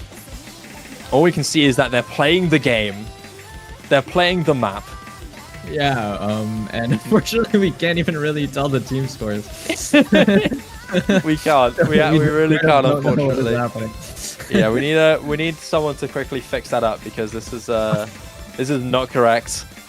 Oh, there we go. Oh, we got the update. Okay, brilliant. There we go. All right, so this is looking very evenly matched already. Now we can go with a little bit of an update here. Kadama and Zyfrost both to go down. Sigi and Lasperi still holding on to their full combos past that first Ki. On the side of the Bunny Battalion, it's Laruman, Sunwraith, as you mentioned, Izzy, and Korean Maliko. And Korean Maliko and Izzy both still holding on to their full combos. Laruman holding on to a great recovery as well. Sunwraith, the lowest combo on that team. But there's Zyfrost, another recovery gone. But that's not really the combo that you're looking for. This is still really evenly matched, actually. Only a small advantage in favor of Wait We're Goated, and we're about halfway through. These full combos from Kadama and from Les Perry is really important. But down goes Sigi, but it is traded by Izzy, so it's still those 2 full combos from both Les Perry and Korean Maliko, which is really making the difference here. But that combo from Kadama just drops, so it's Sunwraith on the recovery that's giving Bunny Battalion a very small advantage. Korean Maliko, and now it's Lesbury show. It's Lesbury time. He's hitting some of the hardest jumps. Look at him hitting all of this. Comfort is off the charts with this player. Oh my god, hitting that entire guitar solo section as well. That is exceptional. Yeah. Solid pick. Break is shown. Everybody knows what's going on. There's no combos here for Bunny Battalion, and no combos for Wait We Got It outside of 1, which is the only FC in the lobby in with the one and only Les Perry. Single-handedly carrying his team. The break is shown once again. Everyone just looking at Les Perry and holding on to 700,000 score and 1,300 combo. As we get into the final ending of the map here, I think it's safe to say Wait We Got It 100% have this now. And off the single performance of Les Perry, though, had Les Perry broken 1 or 2 times, this could have been once again like a very even, unsure toss-up. But no, Les Perry just being Les Perry, doing Les Perry things, and giving his team the big boost that they need to win this No Mod 4. Yeah, the types of players you have on Wait We're Goated, it's one of these performances is bound to happen with at least one of your players. And it happens to be Les Perry with incredible accuracy. Oh my god! Insane FC. That is an insane way to end this off. What a pop-off. Wow. Beautiful. Not many times where you see that level of skill and that level of consistency. But Les Perry, the one and only, does it. Great score, great full combo. And a one-man carry, might I add. Like, this isn't like, the other team's better, but Les Perry's doing well. Les Perry literally single-handedly was the difference, right? So, great stuff from him. Great full combo. And that's some good momentum for Wait We Got It. Now, Bunny Battalion have to go with a pick of their own. The question is, what will that be? Likely stream or mechanics. That's my thought anyway. But do you think there's any other picks that may lean out? Maybe a Hard Rock map, perhaps? Or what do you think? Hard Rock would entirely be off the back of Korean Maliko. As you said, I don't think there is anyone matching Korean Maliko on Hard Rock. So if a pick like Hard Rock 1 comes out, it's going to be really tough to put someone up against a player like that from Team Wait We're Goated. So that could be a pick, but then again, they still did really solid on DT, and they do seem pretty strong on tapping in general. So could also be leaning towards that skill set. We'll see. Yeah, maybe so. Hard Rock 3 is also, I believe, an okay choice in the later run of the game when it starts to get a little closer. At the moment, Les Perry's kind of on a high at the moment, you know what I mean? Like, full comboing the entirety of No Mod 4, I think it's safe to say you might not want to lean into that momentum just yet, but once that starts to slow down a little bit, maybe once it starts to get a little bit closer, and that insane aim score from Les Perry starts to exit his veins a little bit in that adrenaline, maybe you'll have an option for Bunny Battalion to lean into the Hard Rock 3, potentially, but at the moment, I feel like they want to stick to their speed. I feel like once you know that Risho can easily kind of outshine Zyfrost on a mechanics map, you can deal with that consistency a lot easier. Zyfrost quite clearly being their strongest mechanics player, as he was the one picked for the GT1. So I feel like you're still thinking of like the No Mod 2, the No Mod 3, and one of the DTs. I think Bunny Battalion have so many options here. So we're just waiting to see what they're going to go in for, really. We were goaded. Also, a lot of hidden maps are still open after this. But it would be Infection to be picked here for Bunny Battalion. This is your DT4 stamina map, 222 BPM. Ooh, yeah, this pick I really like, actually, from Bunny Battalion. So many DT stamina players I can name on that team. Mainly Vesper and Enrico for sure. But I do see Sunwraith's stream skills potentially carrying over, and Korean Maliko, who's absolutely capable, like more than capable of filling any type of map like this. Yeah, I agree. I feel like Ophiz is another great option here for Bunny Battalion. Very strong player on this. Normally well known for being very consistent in early stage tournaments, and this is pretty early stage, so Oath is definitely not going to be able to get skill capped with this. He's very consistent on maps that he knows he can play, and I think that's one thing that I'm looking forward about this. This definitely looking like an Ophis map. Korea, Maliko, and Vesper also coming in. Sharitori finally making it here for the SSOT tournament. Unfortunately, Ukraine did lose 7-5 to the Philippines, and yeah. So now Sharitori can finally play and finally pop off, and he will be put in here for DT4. Extreme momentum too. It's like once you've gone through an entire match, you're really set. You're really locked in that state of mind to play in match. Indeed, indeed. And still figuring out the fourth player there for Bunny Battalion, it seems, which I think should be Rico. Right? It should be Rico, yeah. I have no doubt that it's Rico. Maybe it's adjustment, maybe it's practice, maybe he quickly wants to go get a drink or something. I don't know. We're just waiting for that to adjust and come through. There we go. Rico is in. Is it pronounced Rico or Richo? I have no clue. I need someone in chat to maybe correct me, or someone in production to correct me. I believe it might actually be Rico. He is Argentinian, isn't he? And normally in kind of the Spanish area of language, you don't really think of the ch being pronounced as a ch sound, you know. So maybe it's Rico, maybe it's Risho, potentially, as someone says in chat. Yeah, those are the two possibilities I have in my head, at least. I forget it. I'm just going to keep calling Risho, I guess, then. Just wait. We'll see. We'll find out. We'll both call them different ones, and we're right at least some of the time. The thing is, at least one of us will get flamed and not both of us, you know what I mean? It's like a 50-50 chance. Anyway, yeah, so not only does this map hit you with a bit of stamina, but also quite a bit in the thing control. It's very emphasized in that early section where you saw a lot of doubles and a lot of weird burst sections, but the stamina overall will be what hits you quite a bit on this. And so far, it's very even at the moment. You only have a couple misses here. One very, very, very early drop there from Zyfrost towards the intro section, along with a drop there from Ophiz, which once again follows up on him. And that's going to give the combo advantage now in favor of Wait with Godin. This is where the stamina really hits. Yeah, that was a very strong drop for Kadama and Siggy there.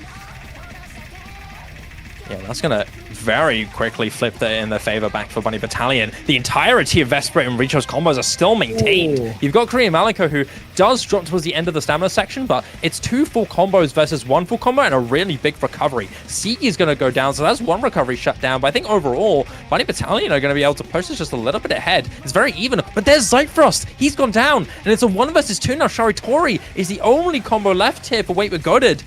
And the stamina is starting to hit massively now. Accuracy starts to drop. You're really hoping for those 2 combos for Bunny Battalion to hold if you want them to keep securing that lead.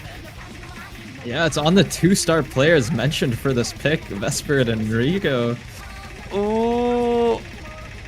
The stamina's I imagine break. That was a double miss, and Sharitori hits it. That's a ginormous break. Sharitori is not having it.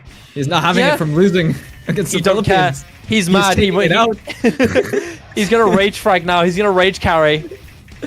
Vesper and Rico with a giant drop. That's huge. Korean Maliko is the only one with a substantial combo, but with that single full combo from Sharitori, they're going to be able to massively boost their lead now back in their favor. You got the recoveries from Kadama and Zyfrost as well, being able to build and oppress what Korean Maliko has. And as the stamina starts to reach its peak, quite a few players are going down, but Sharitori is one name that will not go red. He's hitting the entirety of this stamina section, and as we approach the end, it might be safe to say it now, with the end of the map approaching us, Sharitori will get the full combo.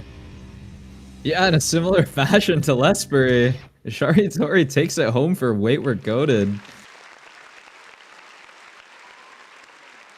5% victory. 140k, I believe, 130k. That could have flipped quite a bit had one of the full combos from Bunny Battalion held. I get a little bit tongue twisted there. But yeah, what a performance from Sharitori. I mean, the guy was playing really well in 3WC, and he just bounces back into a different tournament and just does the exact same thing again. I mean, what do you do with that? It's just a crazy performance, crazy singular performance, and the recoveries as well really helped him out. You had 2 great recoveries from Kadama and Zyfrost, who were just holding on towards the later stage of the map, hitting the really difficult sections afterwards. Great backup there from Wait We're Goated as well. So that's a huge breakpoint for them now. And it's up to Wait We're Goated to push that momentum even further ahead with their next pick. The question is, are they going, now that Sharitori's around, are they going to be leaning more towards those mechanics? Or are they going to be sticking to what they know they're strong on against this team? That's a big question. I'm excited to see what the answer will be. Yeah, considering what's called Bunny Battalion did pick into that. They could. It feels like their options have opened up a lot more, considering that they took that breakpoint from them, and it's now as if DT and speed is their skill set. It will be no more 3 picked here. This is a speed follow-up now. Now the scripts are starting to get flipped a little bit, Silas. Yeah. We thought this team would be afraid of this DT mechanics ability, but it seems to be the other way around now. Seems like now that we're going to have Sharitori around, they can finally flex their mechanic strengths and make the most of it. And with that number 3 being picked, Banger AF, bro, a super good song and a super fun map, might I add. I don't know if you've played this map before, Xylus, but as a 5-digit who can't speed, this map's very fun, even though my tapping's not too good. Yeah, I don't think I'm too familiar with this, but when it comes to Camellia and 245 speed, they do tend to be a lot more fun than your typical speed maps, I imagine. Yeah, Bang Riot Camellia songs just go so hard, and this one is a little bit unique. It's not necessarily pure speed stamina. It's very bursty and has a generally pretty comfortable first 2/3 of the map. The final third and the final, the biggest key eye is where the difficulty starts to ramp up a bit, and the control and the aim ramps up a lot. This map generally is quite comfortable for the first 2/3 of the map, with a lot of consistent bursts and stamina sections, with a few dodgy slider patterns that we mentioned before to have been the downfall of certain speed specialist players in the previous matches, and maybe the case in this one. We'll have to wait and see. But the final third of the map has a really difficult final key eye section with really difficult doubles into big sliders and big aim patterns that just kind of forces you to really stay on your toes towards the end of the map. And yeah, this is where we're going to be seeing your speed players really back up here. Sharitori in a great momentum spree, expecting to see him do very, very well. But Bunny Battalion have a good lineup here. Meow and Izzy going to be coming in here. I suspect the 4th player for this is most likely going to be Richo, but we don't see him in the lobby. Maybe we're just waiting for maybe we're waiting for just a quick refresh.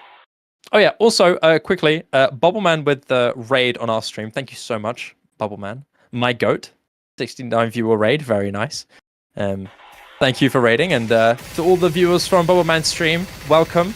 Please enjoy the tournament, and I hope you enjoy your stay. Me and Xylus are watching a banger coming through right now, but we are missing a player on this client here. I suspect it's Richo, but yeah.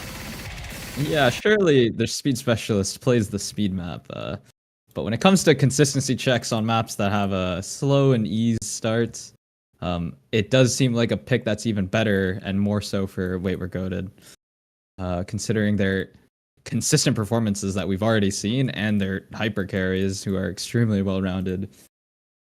But something's going on here. Yeah, so from what I believe, they're in the wrong slot. From what I can see, yes, according to our production, there is a player who's actually in the wrong slot, which I don't know if that means it's an abort. I believe it will be. Because we're very early into the map. We're only the first 10 seconds into the map, so I suspect that that's going to be the case. But we're going to be soon getting back into our lobby. It's not really like a major tech issue. We're just waiting for Richo to get into the right slot and for us to start once again. Let me just quickly double check the production just to make sure that this is all good. Yep, there we go. We are back into the lobby now, running it back into our No Mod 3. As we talked about before, this is a bursty speed map. Lots of mechanics required in this with a really scary control and aim ramp up towards the final third of the map. And for Wait We Go to Sharitori, the star player who carried them in their last map with Sigi and Zyfrost to back him up. Meow, Izzy, and Richo here for Bunny Battalion. An early drop from Sigi here to give slight lead to Bunny Battalion, which is definitely what you don't want for your pick. But it is a bit of a consistency check. So maybe drops could come from any player here, especially the specialists who aren't comfortable on patterns that aren't speed. Yeah. Building. The typical meme of a speed player hits everything but misses on aim might be reflected in this one, but so far it's very. Oh, hold on! 2 players, 3 just got slow slided. Oh no! That's a practice pattern. That is the 1-star pattern for a speed player. Would you look at that? It's almost like what we said is almost gospel, right? 3 misses here. Sigi and Zyfrost alongside Rico on the other side goes down. It's a 2 versus 1 in the full combo department, and this section is still really comfortable. Izzy though is going to go down, and it's back to a 1 versus 1. Bunny Battalion do have that lead, but the recoveries lean slightly in favor of Wait We're Goated. It's up to Sharitori to try and at least suppress what Morale has here. Accuracy though is really even. Bus slider section here. This led to a lot of breaks in the last match, so maybe we'll see a few drops here and there with those rapid bursts into bus sliders. But it doesn't seem to be the case. Is he the only one to have dropped once again? Miao and Sharitori still holding on to their full combos.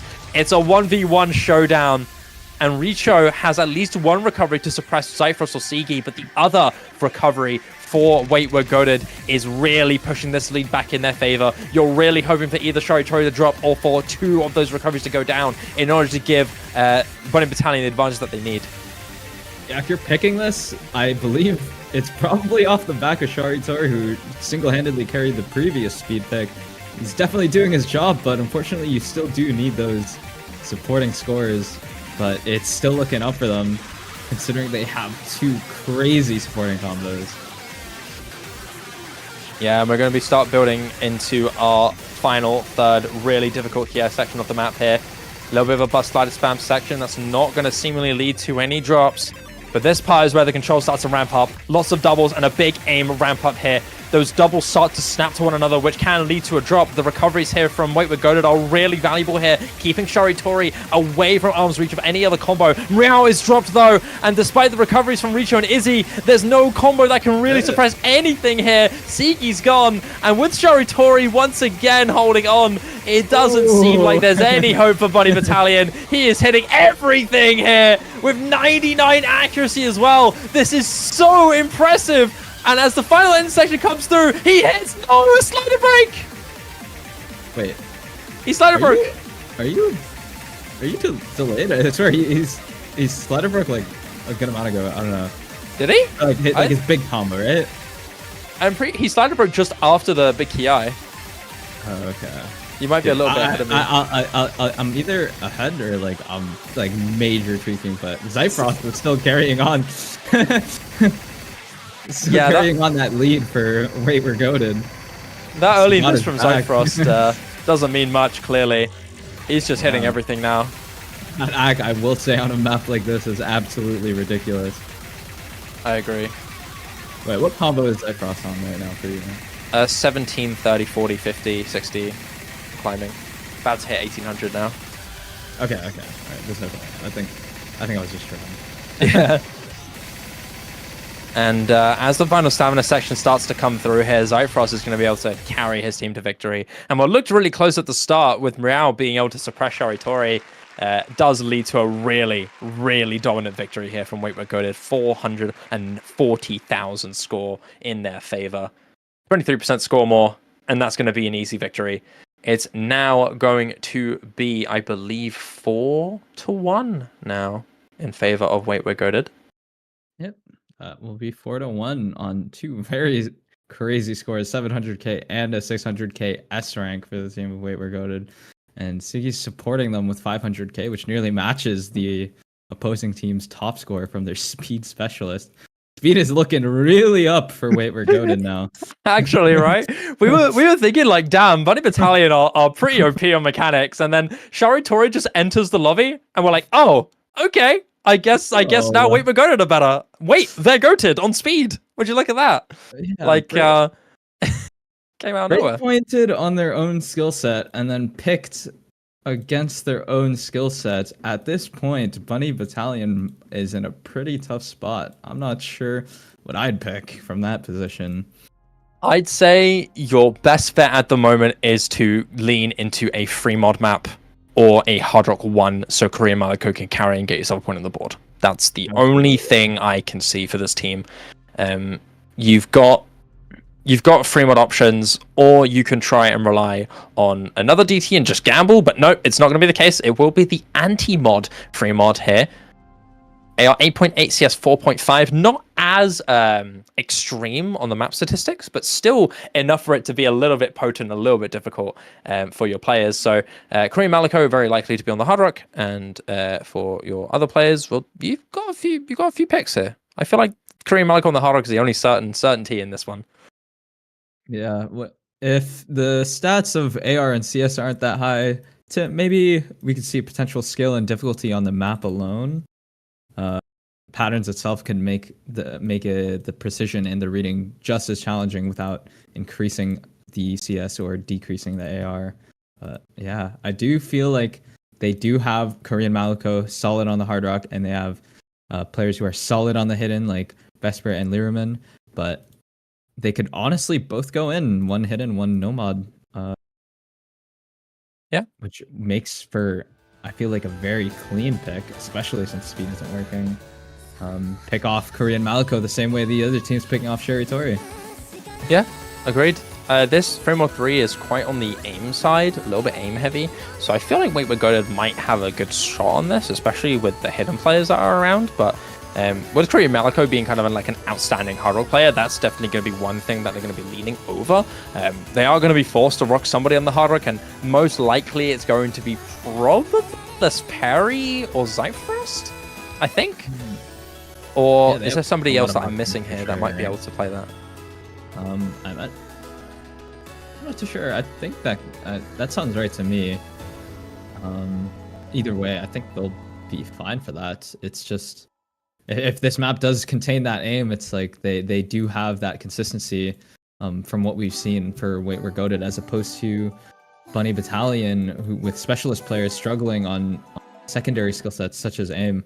Especially when it comes to players like Vesper, I do believe that throughout all the reading and tapping that he does have, he struggles majorly on those aim patterns. But we'll see. Maybe he can pull through and support Korean Maliko on his 1v3 journey. So of all the options that Wait We're Goated were debating here, it will be Sigi on the hard rock here, Les Parry on the Nomad, and Debbie Force on the hidden. On the side of Bunny Battalion, Korean Maliko unsurprisingly on the hard rock, with Sunwraith on the Nomad and Vesper on the hidden. I think the hidden probably makes the most sense here for Vesper. Probably the more comfortable hidden player overall, but these aim patterns are really difficult. You can already see it. Lots of linear sections as well that can really make it awkward if you're not comfortable on that kind of thing. Linear aim is like a double-edged sword for some of these players, right? It's sometimes if you've got that good aim control and that good flow, you'll do fine, but if you are good on conventional standard aim jumps, like, they can really scare you, right? They can be really weird and trippy, especially with hidden applied for your hidden players like Vesper and Les Parry. Not Les Parry, sorry, Deppy Force. But so far, I mean, massive advantage in favor of Wait We're Goated so far by about 150,000. Korean Maliko and Sunwraith. Well, actually, no, all three of our players actually from Bunny Battalion dropping at some point in the map. But Debbie Force, Les Parry holding onto a full combo with Sigi dropping earlier on. The combos are overlapping with the UI on Gosu Memory here, so I can't exactly see the specific combos that we have, but I believe Sigi with the only drop on the hard rock, whereas Les Parry and Debbie Force still holding onto full combos. Yeah, unfortunately, the player that we were hoping to pull through for this point, Korean Maliko, has already dropped and is Yep, it's fine. It's just gonna refresh. Okay, all right. I was just like, what happened? But yeah, that is definitely not what you want to see, and that honestly might just be it. If you're comfortable on this Nomad, it shouldn't be a struggle to pull through the rest of the map. But there are no combos on the side of Bunny Battalion, and that is a near 1 million point score lead for Wait We're Goated, taking the match entirely. Very, very dominant showing from Wait We're Goated. I feel like the entry of Shari Tori coming in just made this team so much more confident in their own picks. Absolutely. and led to that victory. And I might also add, ladies and gentlemen, I haven't mentioned this just yet, but this is losers bracket. Whoever loses the match is out of the tournament. That's it. It's done. And Bunny Battalion have had some good efforts, but at the moment, I think it's like a one man just stomping into the battlefield, be like, nah, I'd win, and just wins everything for his team on Wait We're Goated. So this team definitely much more confident than they were now, and with that breakpoint is going to be match point for Wait We're Goated. Question is now, what is that going to be? You've got a lot of choices. I mean, you've won your speed maps. You've won the one thing that leans in favor of Bunny Battalion. You won their own pick. What else can you do? You've got a lot of choices. You've got a next band stage coming through, so maybe we'll get an estimate of what Bunny Battalion are most afraid of now. I can imagine they're afraid of everything, considering that they now are starting to lose their strongest skill sets against this team. But I think Wait We're Goated are so comfortable right now. I feel like they can almost win anything. There goes Blue Forest. This is going to be your Free mod 4, yes. Swing style ult with quite a few cuts and cut streams and doubles in there. Playing with Ruby going to be the ban here for Wait We're Goated. We do not want to be playing free mod. They hate free mod. They heckin' hate free mod. Free mod haters this time around. And here, Wait We're Goated now has the trigger to pull to potentially end the match. They might just do so. Now, they could do anything with this. They could really do anything. And it is going to be the Hard Rock 2. Oh, wait, Hard Rock 2v2? Oh, okay. This is extremely interesting, yeah, for sure. Yeah, I'm interested in this. Because obviously we're expecting Korean Maliko and Seeker to play. The question is, who else is it going to be? Who's going to be the filler? This could be a pick-off second player syndrome we're seeing. They say, sure, they have Korean Maliko, but who else they got? We got like 5 players on Wait We're Goated who can play Hard Rock 2. They only got 1. Could be the SSOT too. This is interesting. I mean, Ophiz, Izzy, Sunwraith, Morale even, you could put on this. For Wait We're Goated, Kali, maybe? I'm not sure.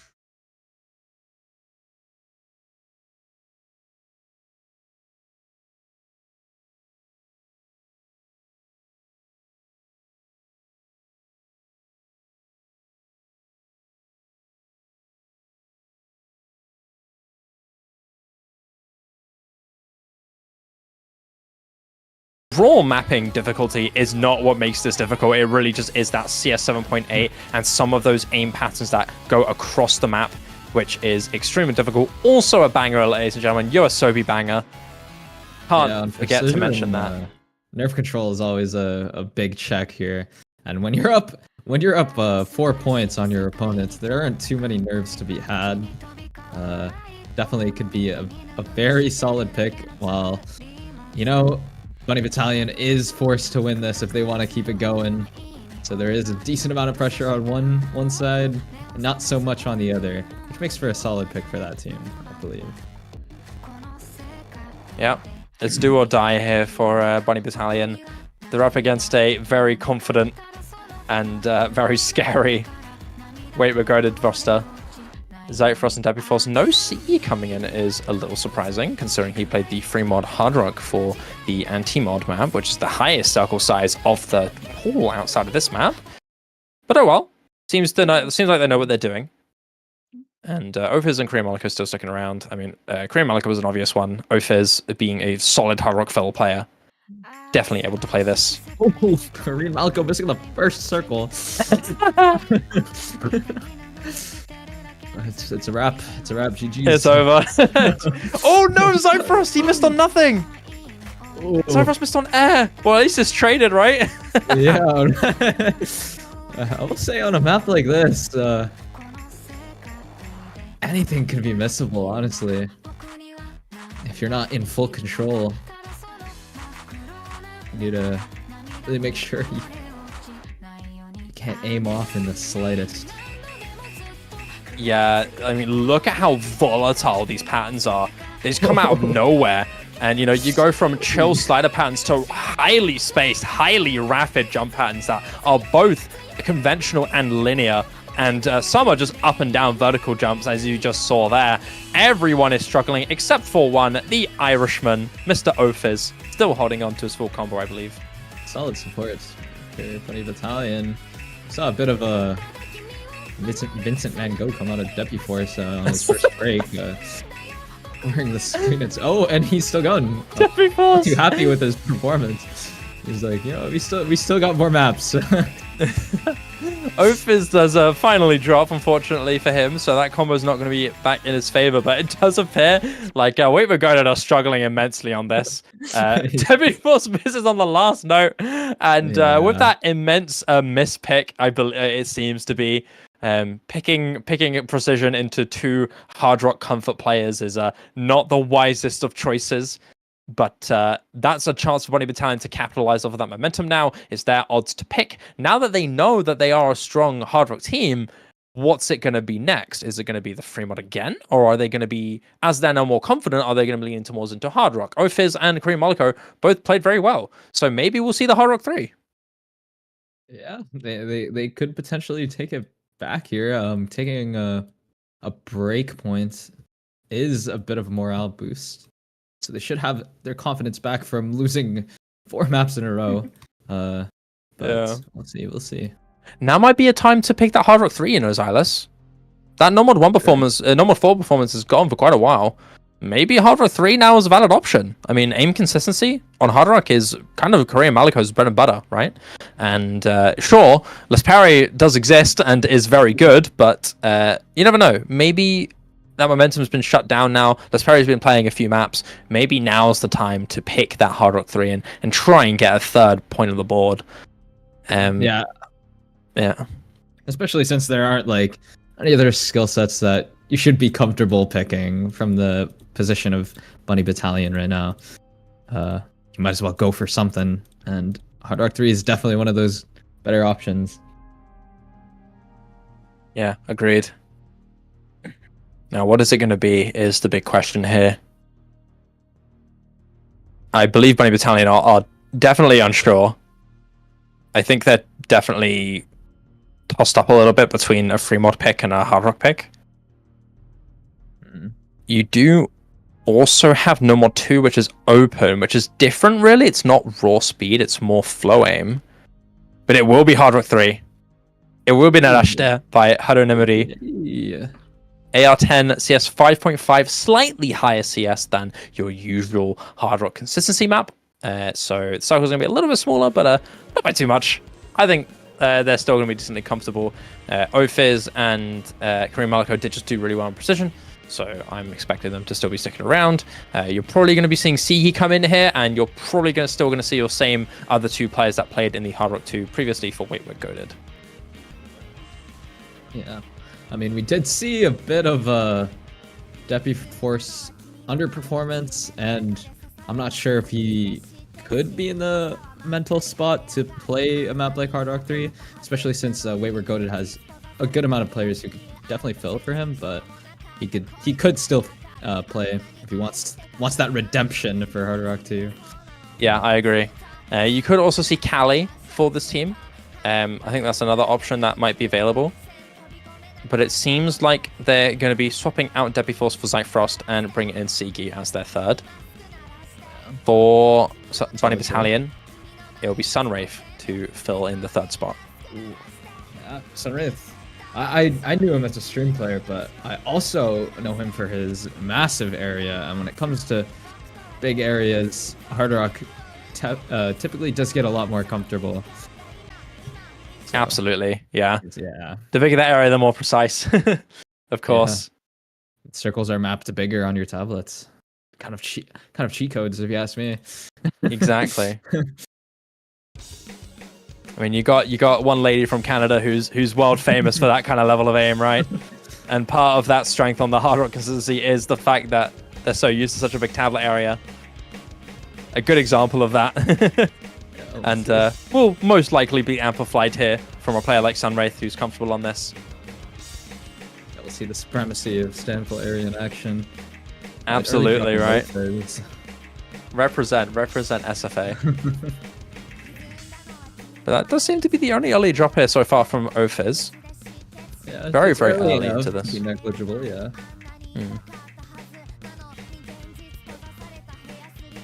This is a long map as well, might I add, ladies and gentlemen. Yeah. Accuracy-wise, everyone's looking extremely comfortable, especially since this is Hard Rock. This is 3 minutes and 15 seconds long. And you see a few little hits on that aim, but it will be those key eyes that will really ramp up in that aim difficulty. I believe in the final third as well of the map, it really starts to ramp, if I remember correctly. But already a big hit of these jumps. A little bit of a different style as well. A little bit awkward in its aiming style and very inconsistently spaced. You know, you'll go from a volatile close double into a really spaced cross-screen jump, and it's led to a few early breaks here from Wait Goated. Zyfrost and Siki both go down, but on top of that, traded by 2 from Bunny Battalion. Ophiz and Sunrise also go down, and Korean Malico! Oh, that's a tough drop. It's all up to Lesperi, who drops as well! Yeah. Oh! Their No Mod 1 initial carry is now down, and we're seeing a full reset across the board. Zyfrost and Sigi have the leading combo now. Ophiz is trying to oppress 1. But there's a general recovery difference here from Wait We're Goated. It's just going to push and push very slowly, continuously in their favor. Advantage only by about 60k, but it's going to start climbing unless somebody drops on these recoveries. And that's a very volatile section there. Singles into doubles into singles once again across the screen. It's going to lead to a drop from Lesperi and Sigi. It's up to Zyfrost to try and hold the momentum back into this next TI section. Another really tough jump section comes through. Drop from Ophiz and Sunwraith. It's still Korean Malico to try and do something here for Bunny Battalion. The big cross-screen jumps now. They're amplifying to their absolute massive degrees. And Zyfrost is down. It's up to Korean Malico against the world, but he's gone. And there's no combos left for anybody in this final third of the map. And with that, I think it's safe to say now, as long as there's no catastrophic drop, it might be it, but hold on a second. Actually, no, I lied. Really it's a lot close. closer than it is. A lot closer. The bar looks a bit deceiving. Like, this was Yeah, it like is. 10K of each other, but so far for It's the 10,000 red. score. It's only 10,000 score. I take it back, guys. This is actually really close. It's Korean Malico and They're Ophiz. barely Ophiz! No! Oh! You need those small combos towards the ending to really matter. And Yeah, with now that you have nervous two drop from 200s. Ophiz, that might be it. And that is it. That is it. It will be done. From what looked like a really close one. Wait, why does it say Bunny Battalion won? They lost. Wait, Coded won the map, though. Yeah, dude, I don't know what's going on. Why does it say Bunny Battalion won? Dude, There we this play go. is very new to me, but yeah, There it was we a good go. pick. Unfortunately, not good enough. The rounded team, Wait We're Goated, turned out to be goated. Indeed, they did. Players to put up a fight on anything. Yeah, They- great roster, they're great delivering that. individual performances as well. That's another thing that I think really stood out with this team. And yeah, the lower seeded team ended up advancing, which is great. Unfortunately for Bunny Battalion, though, despite such an incredible effort on quite a few maps, actually, it will end up leading to them being knocked out of SSOT. And that will lead to Wait But Goated advancing once again into the losers bracket stage. Ladies and gentlemen, I believe that'll be it from us. Thank you so much for watching, everybody. I've been Sad Shiva, and I have been joined by the very lovely Xylus. Thank you for coming, Xylus. It's been a great time having you. I hope you enjoyed the time casting. And Thank you for hopefully, having you me. never know, we might see more Xylus casting in the future. We'll have to wait and see. But yeah, I've been Shiva. I've been joined by the incredible Xylus. Thank you for watching.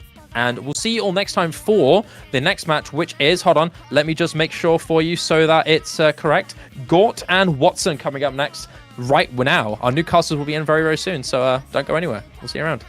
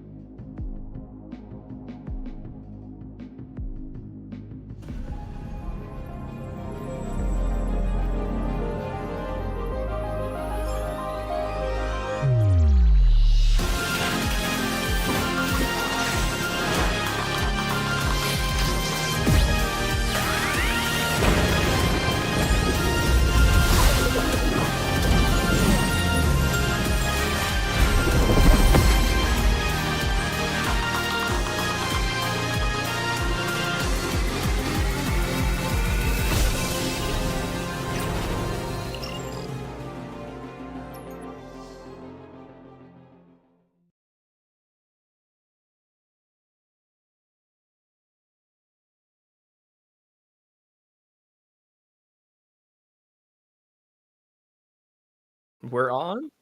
We're on. We're on!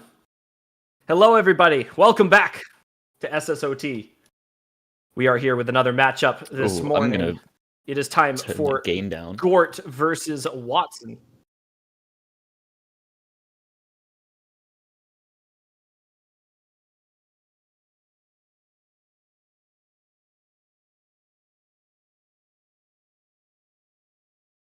Okay, hello.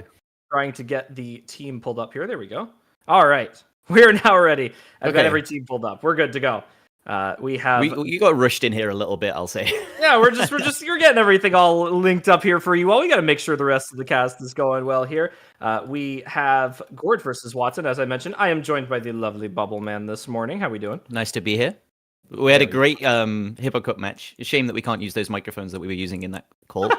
I mean, that can be arranged. I don't know. I think we'd get thrown out. I don't think we'd get invited back for any casting after that. Yeah, exactly. I don't know if we'd be invited back, but maybe it'd be worth it. Who knows? I don't. We've got a great matchup on our hands for you all today. This will be Gort versus Watson. Watson being the higher seeded team in this matchup here. That is captained by Ruj, joined by Vinopoly, reused Gat Money TJ1994, painted Koala with a 0 for the first O, so that's Haunt. And then Riot, Dito, and 315. Right, okay. So good team, very good team to start off. Any initial thoughts looking at that roster before we move on? I'm quite excited to see how Haunt plays. They were incredible in World Cup. They were one of those players that really stood out to me as like, oh, where have you been hiding? I had no idea you existed. So I'm only like personal investment in there, but. The match seems pretty even to me, actually. It seems like there are good players on both sides that can pop off at any point. Gort having Karomi, Kirby Twister, Zedis, I think is the way you say it. Z98, Silvari, Hanori, who we know quite well. Knight and Cedru.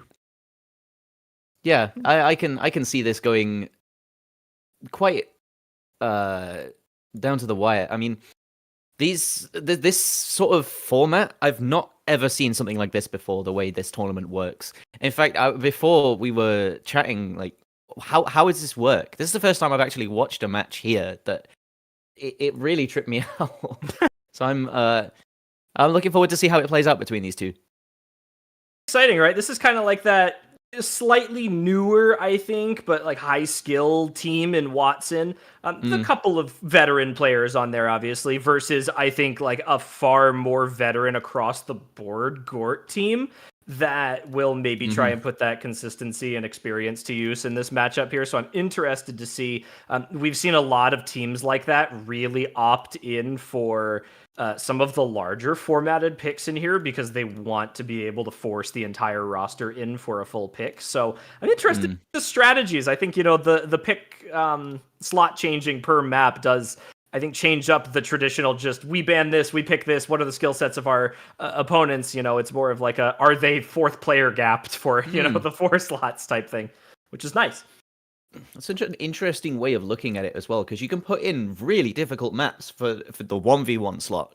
Like, we've got black or white infinite difficulty in DT1. I mean, that's a map that you wouldn't even think of double timing, 5-6 years ago. And now you just get to, okay, here's a 1v1, go for it, have fun. Yeah, I know. I used to almost be you would look up at like Hippo Cup maps or something and be like, wait, you can't pull that. It was in Hippo Cup. And now it's like, well, it's here now. Everything is come on. Yeah. Now everyone can see that. I'm getting word that we are just past the first map, I believe, of this match. Things are kind of just getting a rolling start here. So I think we're going to get dropped into this match after the second pick. But I think we've done a good job of going over these teams here. I think the pick and ban strategy is pretty straightforward between these people. So, I think there's a lot to look forward to in this match. To recap for chat, who is, maybe new here, welcome to SSOT, first of all. We are... we have you here. A very interesting format here that Bubble and I have been talking about, actually. Every single slot of this tournament has a different number of players that participate in each map. So each mod pool, no mod, hidden, hard rock, double time, and free mod, has pick 1 through 4. So instead of some tournaments going all the way up to 6 or less than that and 3, this tournament has 4 maps in every single slot. The number at the start of that map slot determines how many players participate in that pick. No mod 1 is a 1v1, no mod 2 will be a 2v2, no mod 3 is a 3v3, and no mod 4 would be a 4v4 that continues down the line. So that's that interesting picking strategy that we were talking about for these teams here. So lots to look forward into here. I'm sure that we're going to get a ban after this pick here. So the bans are also split. So we will play 2 maps, get our first 2 bans, and then I believe we play 4 more picks, and then we get our second set of bans in there as well. You'll see that down at the bottom. I think that's a much preferred way of implementing protects as well, is just letting them play the maps first. Because, you know, if they're being protected, they're going to be played at some point, surely. So, yeah, have the bans after the, quote, protects, the first couple of picks. We've missed no mod 1 so far. The winner, in fact, was Gort. Rudge versus Silvari, and that was a 50k difference to Silvari, who took that point. Ooh. So we've missed a 1v1 already. That's so sad. Oh, no. Good pick, though. Good point on the no mod board. 3. Oh, next one. Ooh, I'm interested for this. This is an old map, actually. The first time I saw this map in a tournament was actually in Full Tech Tournament Wow. 2021, 2020, something like that. Really long time ago. 4-digit tournament, too. So to see it make its way into an open ranks, that was a grand final. So to make it its way into, an open rank quarterfinals, again, seems like we've come a long way with skill for a lot of these players here. This is not the song I was looking for this pick. No, this is not what I was. It took me a second when it changed. The scene changed. It took me a second to kind of get my bearings and think. Well, wait, huh? No, hold on. This isn't Although stream if this practice. was in full tech tournament, I'd be quite scared with how speedy this is. Oh gosh, yeah. I don't know. Could you imagine like Kokosokoifying this map? Oh no! Oh no! The BPM edits too, or crank it up to 240. Not that I'm trying to put ideas into anyone's minds, but could you just imagine it? Wink, wink, nudge, nudge. Take a look, please. Someone. Hopefully, we'll get this switched up for you all, because I actually really love this song. I think Banger AF Bro is one of my favorite. Not maybe one of my favorite, but one of my favorite Camellia songs. We'll see. Opinion change there. Opinion change halfway through. I think the map is great. The map completes this song, I think. I love the ending of it.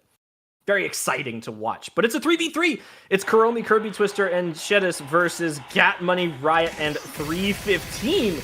And we do have it all fixed up. We are ready to go into the map 3v3, ladies and gentlemen. So this is a bit more of a consistency battle across the board. You're looking for performances from more than that single player here. Yeah, it tripped me out a little bit because 315 on the sheet is aligned to the right because it's a number. So I thought, wait, Watson only have 7 players? No, they have 8. They have 315. They have acquired a player. Picking up on the end. 315 is actually the only one to find a break here in the early stages of the map. This is still easy at the beginning here. We've got a bit of an aim section mixed in. The really hard section of this map starts to come after the first PI is kind of over.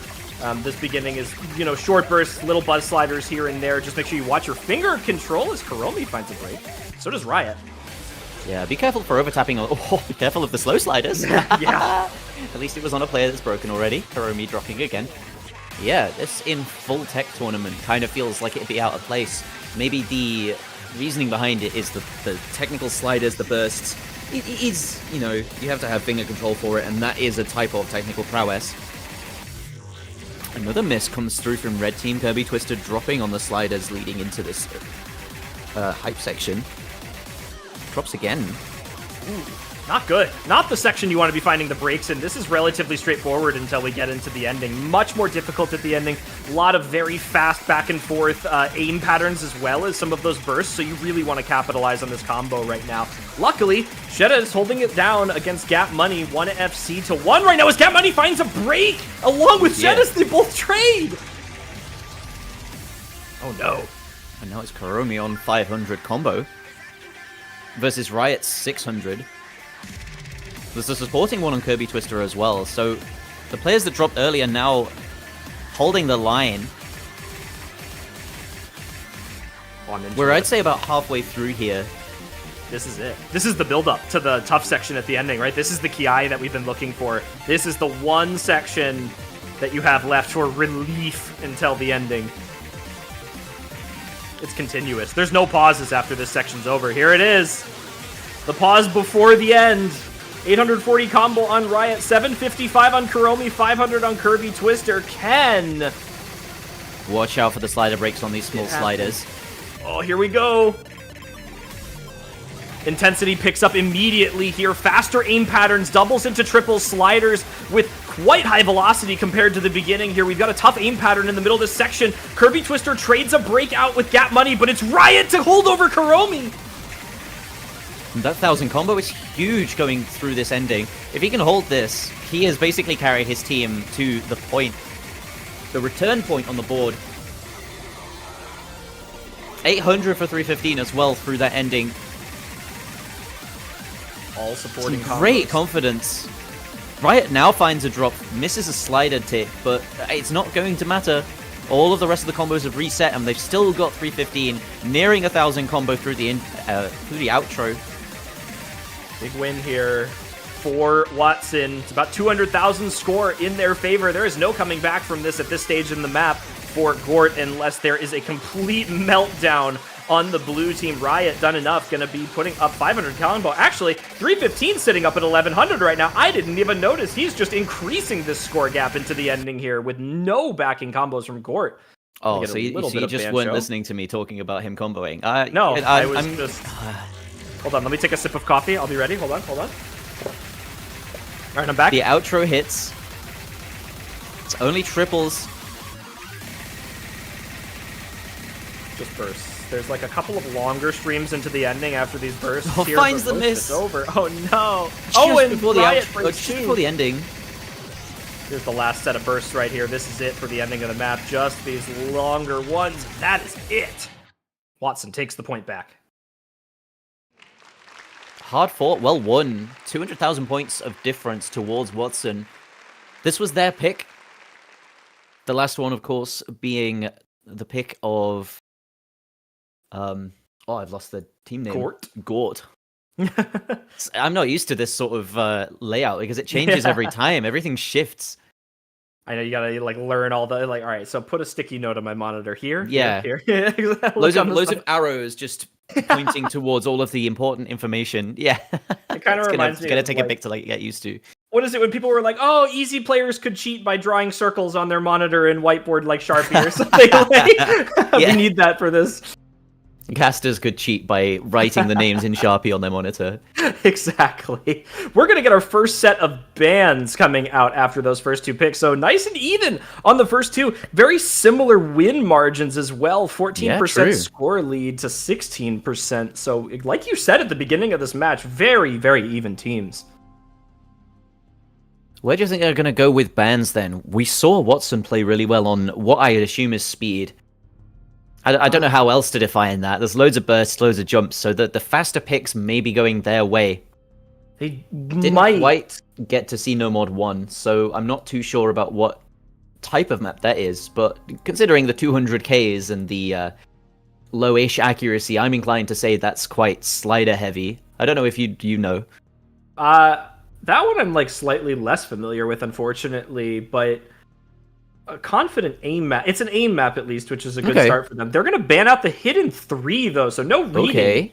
No reading for Watson. So Gort, I don't know what Gort goes for against Watson here. Maybe banning out like a hard rock, maybe one of the precision maps. No, they're banning DT. Interesting. Huh. Okay. And which DT is that they've gotten rid of? It is Wandering Soul 2019. The custom by Nanaya. Oh no, they've gotten rid of the custom map? That was a custom map ban. Actually, a pretty good song too, unfortunately. Oh, what a shame. Now missing from the pool. Gort's going to go for their next pick here. You talked about them being the better DT team potentially, so maybe going for something a little bit faster on the board right now. Yeah, Wandering Soul, their ban, only 232 BPM. So maybe not as speedy, that sort of mirror to the No Mod 3. Maybe... Looking maybe DT1. DT4 is 222. Again, not quite as fast as the No Mod 3, which was 245, but they still can keep it in mind, keep their eye on it. It's a short DT pool, too. There's not a lot of room for error or consistency for that matter as well. The longest pick at 2 minutes and 38 seconds now. So you've got to be pretty confident in your DT aim ability, especially on black or white or remote control. Playing with Ruby, they're going gimmick. Oh, They're interesting. going finger control. Okay. Maybe better mod confidence on this one? It is a free mod 1v1, so yeah. I'm not too sure of what the rules would be on a free mod 1v1. Is that you have to take a hidden or a hard rock? I believe that was the ruling from what I last remember, is that you must... Let me double check. Don't. Nobody listen to me. Nope, yep. Nobody listen to me. Salt has been pinched. It is true. We had it. Okay. So it is awesome. one forced mod. Nice, yes. We haven't lost it yet. We're still in this.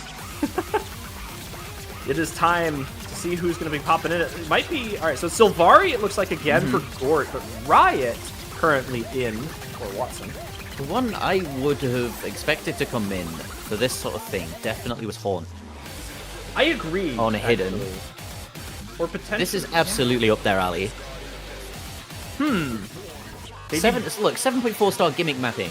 You think of, like, a few people for that immediately, but then, you think on the people who played that really well in past tournaments.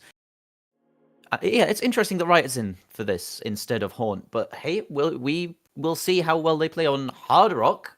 Oh, wow. Yeah, Riot's the hard rocker. I don't know. Maybe the flow aim just a little bit too much for Haunt in this one, despite it being finger control. It is flow aim oriented, so maybe with hidden.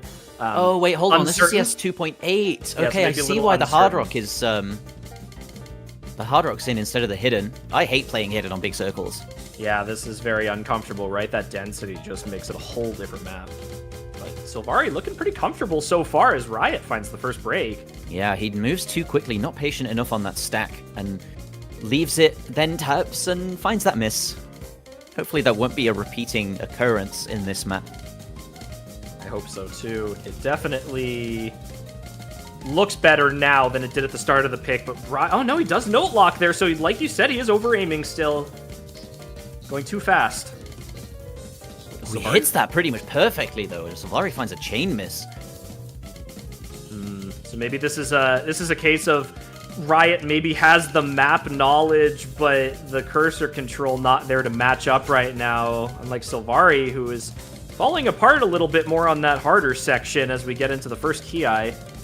We'll see. It's a 4-minute long song, so there is a lot of time to make these adjustments that you need to do mid-map. Again, rushing that pattern, finding the miss. Riot really not having a great time with this, but Sylvari, it's the hidden. It's the big circle hidden. You can think you're hitting these patterns, but they're so almost like blurry, if you know what I mean. Where are the circles? They're so big that they could, you think you're hitting them. You can hear the finger controls just barely holding on for Sylvari on that pattern right there. The hit sound's not quite matching up to the patterning, but he holds the combo down, and the accuracy is going to be a big advantage point here for Sylvari despite breaking the combo right there. Riot putting up almost 100's 89% accuracy right now. The 92 not too much higher, but it's certainly enough to give a slight advantage to Sylvari. Oh man. This is a hard section of the map right here, actually. These doubles going between these, easy to find a little bit of a miss here with the hidden, but Sylvari holds through it pretty confidently. Misses on the cut streams after, though. Riot note locking doesn't help him out as well, now putting up a 100 plus 100 count. Oh gosh. What is happening right now? Yeah, you really need to know your rhythms to play this map. And if not, mash your heart out. The circles are so big, even on Hard Rock, the circles are so big that you can just kind of get away with a bit of murder on this one. I think this map, alright, I'm a Hard Rock player, so in my opinion, Hard Rock is just simply easier on this map for me. But I can see what Riot is doing right now. He's trying to, like, linear aim his way through some of these wiggle patterns, and it's not paying off because he's either note locking or moving so fast that it's like having the opposite effect for him, which is kind of unfortunate because I think he would be doing much better right now in terms of having Hard Rock as a vantage point with the circle size. But he's He's trying his best. It's not quite working out. Sylvari, I think, might just maintain this into the ending here. The map is pretty far gone at this point. It's the patience that's really lacking from Riot. The entire map, he's just been moving off circles too soon. Trying to time things correctly, but rushing a little bit, trying to hit what he sees instead of hit what he hears. Yeah, this is not going super well for Riot right now, but that's fine because this is Gort's pick. So they're gonna like to have this one up on the board here, continue this back and forth. Sylvari gonna find one more break into the ending again. I think it is just far too gone for Riot here at that 87% accuracy. No matter what you do on Scorvy2, that 3% is a huge difference into the ending that simply does not let up. And Sylvari wins another 1v1. All right, the 1v1 GOAT of this match, Sylvari, 2-0 on the team. Yeah, this is pretty good for them right now. And that's the biggest win margin we've seen so far. The low scores are kind of deceptive, I think, on this one. It's 7.4 stars to begin with. With small circles, 7.4 stars is definitely too low for this sort of thing. Especially considering the rhythm, the AC involved. Yeah. I can see why this was put as a 1v1. You can kind of see one person being good at this on a team and no, really nothing else. Absolutely. You know, we have a lot of teams in this tournament, I think, where there are plenty of players that would be great at this sort of thing. They know their stuff. They're great at finger control, reading something or the other. These two teams simply, I think, just don't have a reading player or gimmick player to that extent, I feel like. You know, they've got a lot of good tournament players, but I don't see a lot of people that frequent that skill set. So, ooh, a quick pick. Missing. Yeah, wow, instantly. We're getting a full lobby. 4v4, it's the free mod for Blue Forest.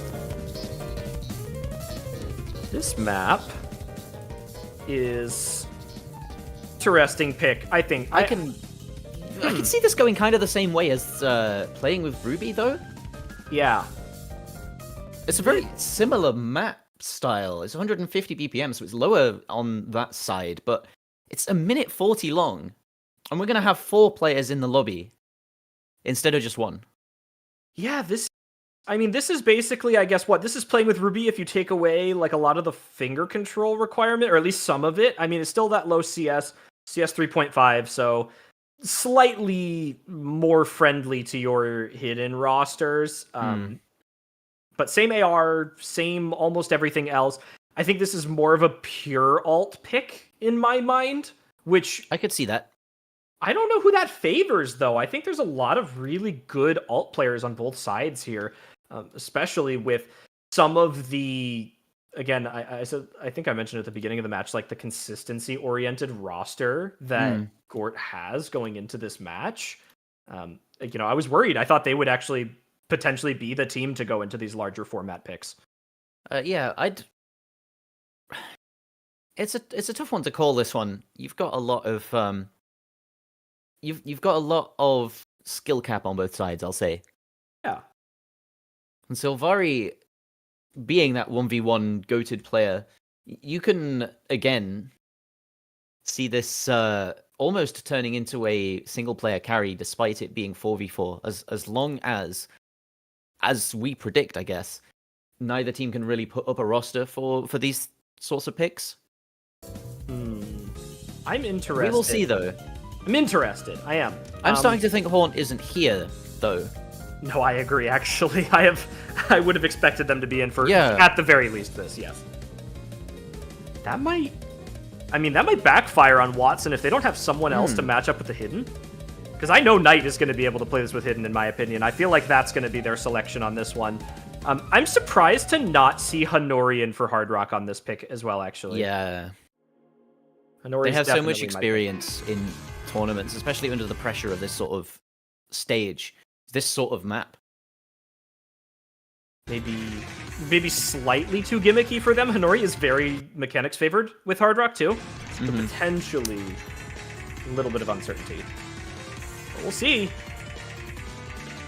Again, bigger circles, CS 3.5, so the Hard Rock isn't affecting the Hard Rock players as much as it would be otherwise.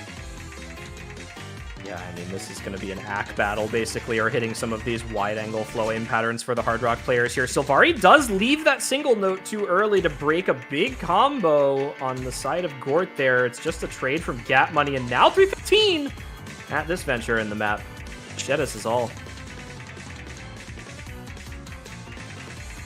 Riot seems to have fixed his patience issue. Good. He's not making the same mistakes this map as he did on the last one. Not again. Not twice. He's locked in. He's maybe got a little more practiced up with the Hard Rock on the finger control. I think this map is, like we talked about, it was like slightly flow aimy on playing with Ruby. I think this map just takes that to another level. I think this is just pure flow aim ult. This is still, yeah, very, very flow aim. And I mean, we've got 2 FCs to 1 side of Watson, and now none as Karomi drops the full combo they've been holding. That's not good. It's looking Rouge. like this was, in fact, a good pick for them.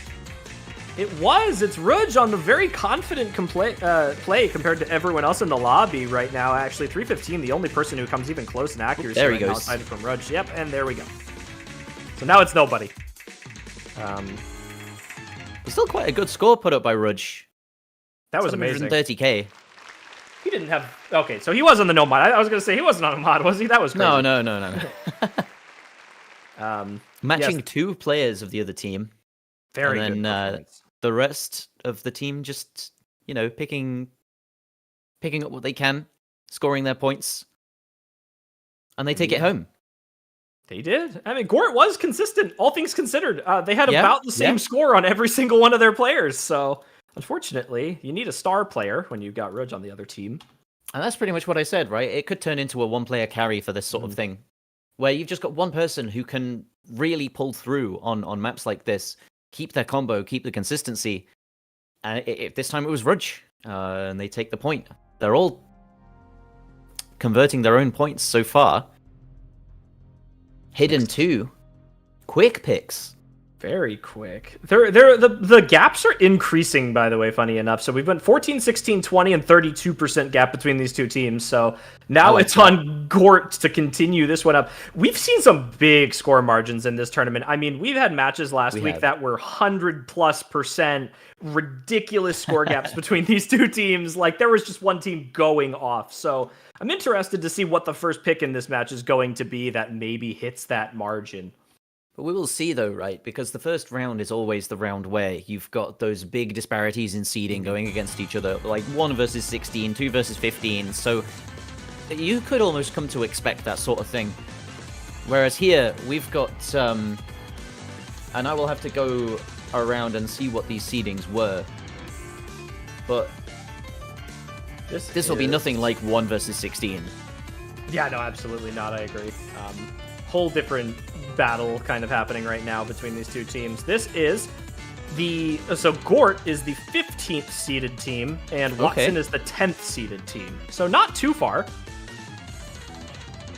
Not too bad. Not too bad. But a decent gap. 5 seeds is not crazy, but it's definitely enough to, you know, I think both of these teams will have their uncertain points going into maps on this. You know, we saw in the last pick, you know, without that star player on Gort, now going into the smaller formats, which they've seemed to like now, I guess. Almost every small format pick has been picked by Gort so far, almost, with the exception of Nomad 1. Oh no, Nomad 1 was theirs too, actually. So yeah, they've gone pretty small for everything. Both Nomad 1, Free Mod 1. This is the first time they've got more than one player in the lobby on their own pick. So there's 2 players, Sylvari, and now we see Honori going up against Gap Money, TJ, and 315. For those of you that are unaware, Gap Money is actually Aleph. So, name change moment. I'm still going to be calling him Gap Money. Oh yeah, 100%. But you can't stop me from that. Give the man his name change. This is a control-based pick right here. You really have to be very conscious of where your cursor placement is happening. Lots of pauses, lots of focus up moments, especially on hidden for this pick here.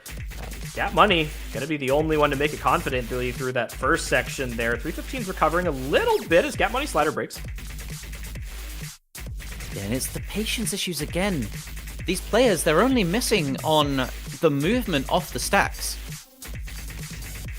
That's the name of the game here, right? Being able to keep your positioning, focus up, but the hidden makes that even more difficult here. You've got no approach circles to kind of give your brain that cue, I need to stay here for a little bit longer, but Sylvari and Hanori making a big recovery now in the latter Especially bits with of the this miss map. from Gap Money. A little bit of a gap here now. Only small though, about 20 to 30k. The real difference maker, the 5% lower accuracy for Hanori. But the combo is there. It is. And that's important because the gap is closing up pretty quickly, finds a miss, done all of the work that they can. Now just need to try and close it out into the ending. 3-1-5 matching Sylvari. It's going to be a duel between these two to see who misses first, who drops accuracy first. Hanori finding some trouble, really finding some issues here. Down below 91, and there goes Sylvari. I believe there's enough time left in this map for 315 to bring this one in. And like you were saying, that AC difference between Gap Money and Hanori is really doing most of the damage here, right? With the exact same combo between those two players, Hanori is down almost 50,000 score, which is enough to bring back about half of the lead right now. The break from 315 may be too late, especially with Hanori dropping the combo right there. I think that's going to be another pick on the board for Watson now. Yeah, they've definitely done the work on this one. There it is, 500,000 plus score for 315. The player in the lobby who found their aim control the soonest, the best accuracy? Yes, the best accuracy in the lobby as well. So really showing their stuff. Not too far behind with Sylvari, but 100k score difference on one player alone. Quite large. And it was kind of, you saw the two players who were the best at that map, Sylvari and 315. You saw the two backups were really performing quite well, but both of the players on Watson playing just that little bit better than the players on Gort and taking the point away from them. This is the first break point in the match. Makes it 3-2 with Watson in the driver's seat. Let's see if they can convert this point that they have stolen. I reckon another bigger team size pick for this one. No. Oh, okay. Bringing it down now. They're maybe good. You know what? I respect this because if either Riot or Rudge are feeling good in this match right now, there's not a whole lot of DT, like faster DT ability, I think, to match up with if you are Gort. I mean, this is the fastest pick in the match. This is 278 BPM. And looking at the team list right off the bat for Gort, they have Karomi is a good option for this pick for them. Maybe Knight, I'm thinking, or potentially as a third option like Kirby, but Kirby's more of like a tapping player than aim. It's gonna be Sedis, actually. Interesting. Okay. Jumping in for this one. And what a coin flip this is gonna be, Chillier. It's a minute 17 long. This is the shortest map in the map pool. We don't tend to see things that are shorter than TV size in map pools. So this, I would say, a rare treat, but who knows? For which team is it going to be a treat? Who wins the coin flip, you know? Very 9.8. It's not quite hard rock overall difficulty, so we will see better accuracy on this than we would otherwise, I think. But yeah, it's going to be over. Don't blink. Do not. This is just raw speed right here, right? This is just high BPM pure speed. So whichever of these players is feeling better with that tapping today is going to be the one to win this. Riot, a known speed player. Shedis finding a couple breaks at the beginning here, but so does Riot, so neither player maintaining that full combo. Not entirely really sure what happened with... a good time there. Did we have technical difficulties with Shedis at the beginning, by the way? He has 28 misses already. He just like didn't play the beginning? I could see that. Or just note locked out of the entire thing. Potentially, yeah, that beginning is definitely all too possible. He doesn't look too bad here, but unfortunately, that 20% AC gap is going to make this very hard unless Riot finds a break very soon, and it's a slider break for Shedis. Riot. I mean, the match's almost over already. Like, that beginning may not make too much of a difference here for Shedis, finding a couple breaks into the ending as Riot finds his first since the very beginning of the map. Almost double score now. This will most certainly be the largest score gap we see of any pick in this match so far. yeah, I'd say so. They're on very even combo, but this is not looking good for Shedis. It could have been a very different story if he'd picked, carried himself through the intro, but yeah, it's a minute long. What can you say?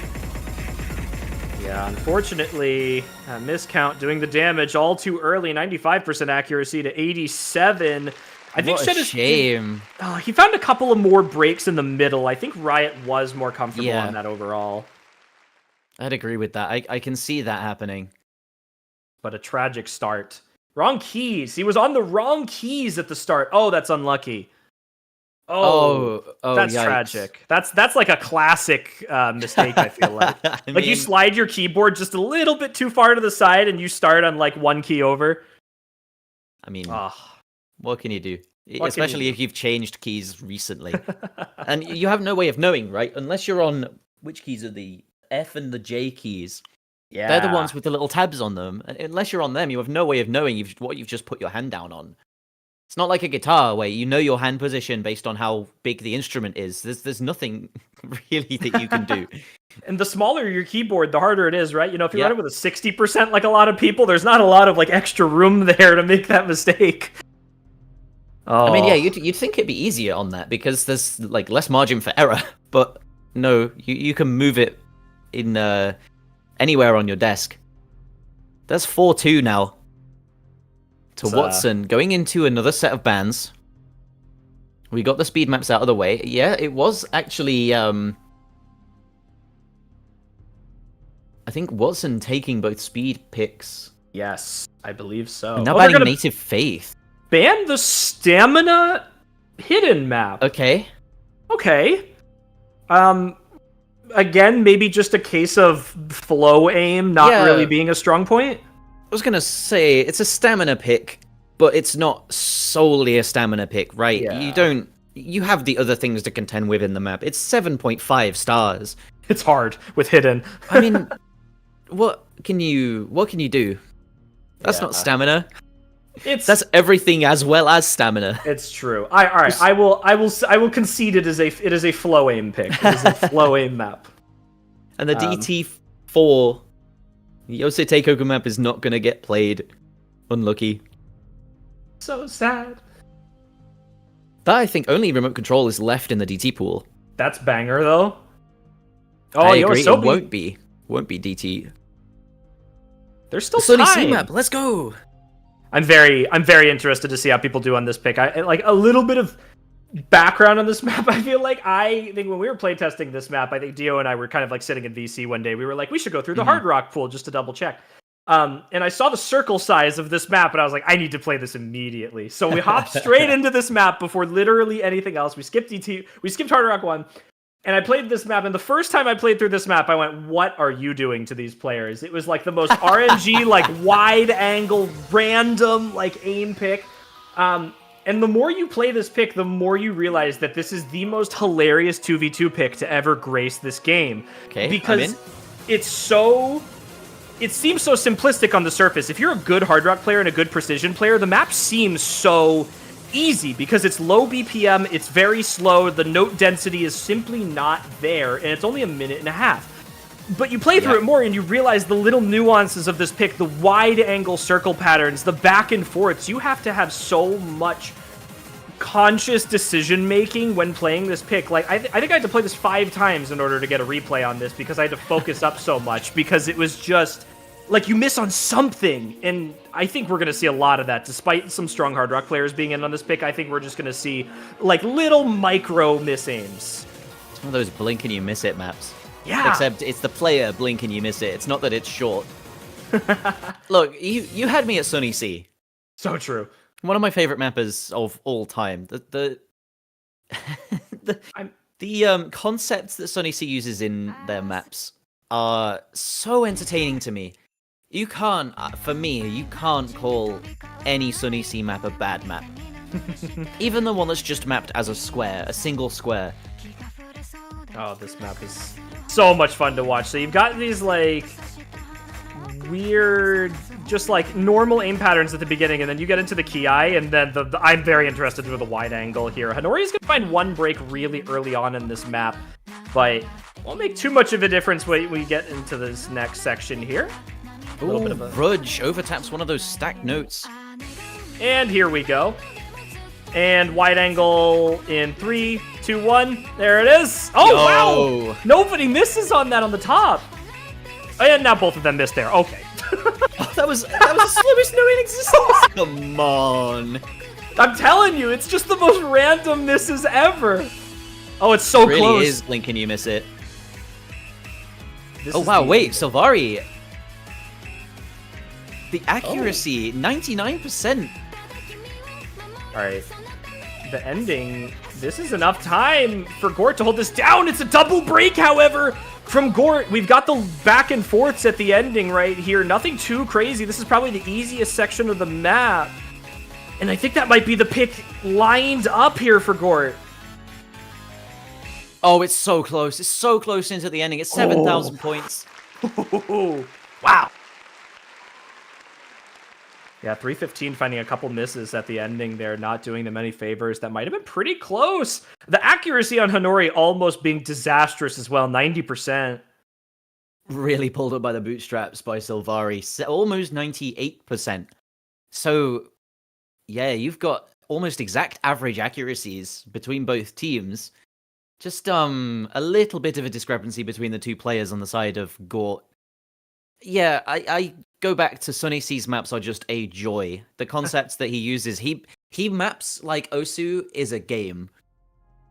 That's the only way I can really describe his mapping. Brilliant. Oh, like I said, the most hilarious 2v2 pick I have ever seen map pulled for Hard Rock. And oh yeah, man, I loved it. Thank you so much. it may make an appearance. It may make an appearance in some tournaments in the future. We're gonna keep the Hard Rock train going. Watson gonna go straight back in for another 1v1. Okay.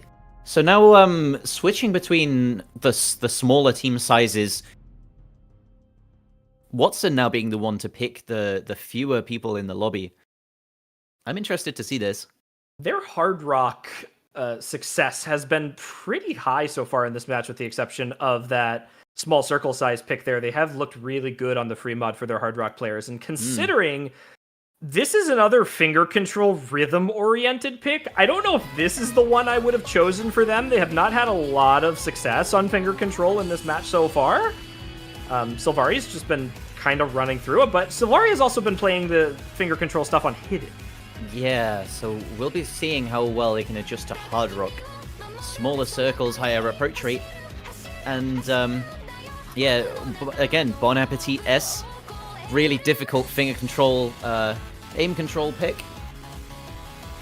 Need some. The client knew that we didn't have Barking Mad Dog in the pool, and it was sad.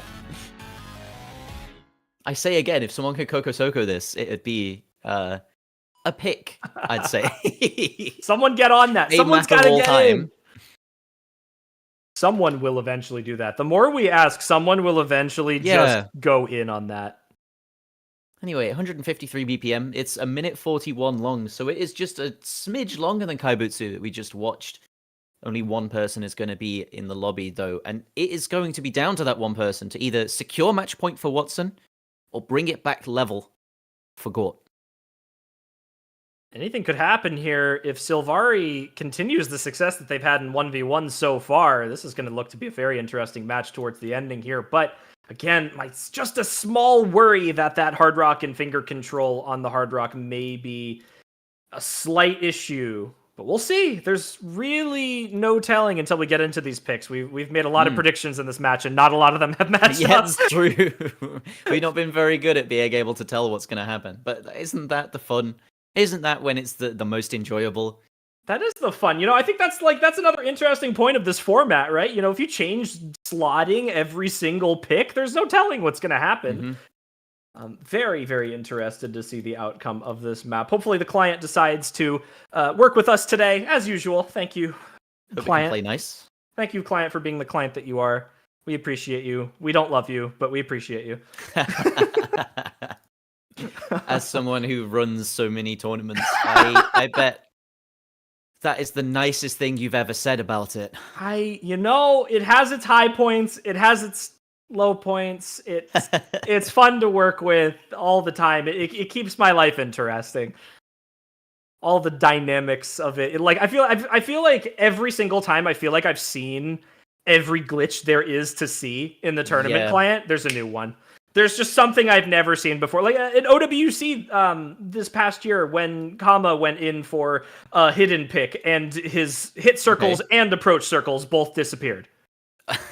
So he was playing with we called it super hidden because he was playing traceable hidden. Yeah, it was literally like he had hidden on, and there were so many memes. It was like someone made like a clip of it and then put the caption "schizophrenia" on the top of it. I just like threw it. I'll throw it in the streaming chat here. Oh no, I remember seeing this. I'm stealing this. I think I made an image where I photoshopped the hidden icon, like the mod icon on the page like 7 times, just so it like that's okay. Disappeared. That's quite good. It's crazy. It was the funniest thing I've ever seen. So no shortage of adventures. We might actually miss this pick if the OC client doesn't choose to play nice with us. Be kind. Be kind. Be nicer to us. Come on. We're here for what do you think is happening right now? Give me your thoughts. So I'm thinking that all right. So it's who's even in for this? It's Sylvari versus 315. Yeah. I'm gonna venture to say Sylvari just pulls out the 1v1 performance again. He's looked so good in this match so far. I can see it. So yeah, I'm thinking his success continues. He's looked really good. He's looked really consistent. He's been on the hidden primarily, but I think on the finger control, the hard rock really doesn't make too much of a difference unless you've got these like really like small circle sizes. So I mean, Sylvari's topped every map he's been in for, apart from the 3mod 4 Blue Forest, and that was with hard rock actually. Oh, that's true. So we saw them play hard rock on Blue Forest. I am very similar map to this. Did we have an issue in the match itself? Because the map was started at 49. It is currently 53. This pick was very short. Maybe someone's timed out. Yeah, so we may have had just maybe it's not even the client. Players. Maybe it's not even the client's fault because the MP is not updating. So yeah, it looks like we've had a player issue. So 315's PC has apparently tanked. So we may, depending on what point in the map that happened, we may get a replay of that pick, potentially. Waiting on organization decision there, but Sylvari's play did submit. It was a 372k, rounded up the last 100-something points. Hey, 315, check PayPal. Nah!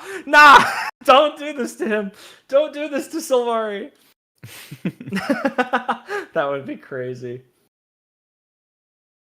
Dude, like... Okay, we've got a very reputable source in the Twitch chat saying 315 SSS'd. So, okay, I believe. That's a point for Watson, I think. 315 pulling up to the match, just like ready. Just like sliding back in. We will see. I can't wait to like actually just get a screenshot in some chat that he did SS and just be like my mind just be blown. Nah. That's one of those, the fake auto screenshots. Yeah. Who was it that was doing that way back in the day that was they'd removed their relax icon and they were playing maps and submitting them as screenshots to friends being like, yo, I got this. I did this. You like reskin relax to be like hidden or something and just like... No, they reskinned relax to just be a blank PNG. Oh, that's so funny. So it just wasn't showing up. I can't remember who did that. But then they got caught because they accidentally left their unstable rate in one of the screenshots. Oh no. Oh, it's so over there. All right, it looks like it's like 45. I can't remember. I'm not entirely Some sure. old player will know. It was a very long time ago. It was nobody's had the balls to do that since. Everyone knows it's too traceable. It looks like I mean Sylvari Sylvari finished playing the map. We see that on the MP link. Unfortunately, that's unlucky. Yeah, I mean, with no score submitted from 315, unless he can either, at least based on the usual rules, again, up to organization, but for those of you that are not, like, frequenting the tournament scene, the usual rule is that if the player disconnected within a certain percentage of the map, they're allowed to replay the pick. If it was outside of that range, either the player usually needs to provide a screenshot or some proof that they have a score that was submitted on the map in the time frame that the map was played, or they just lose the pick, sadly. So not the best scenario for anyone here. Hopefully we get this one, cleared up. 315 will have to remake an appearance as well, unfortunately. Can't switch players, which would be a rough scenario.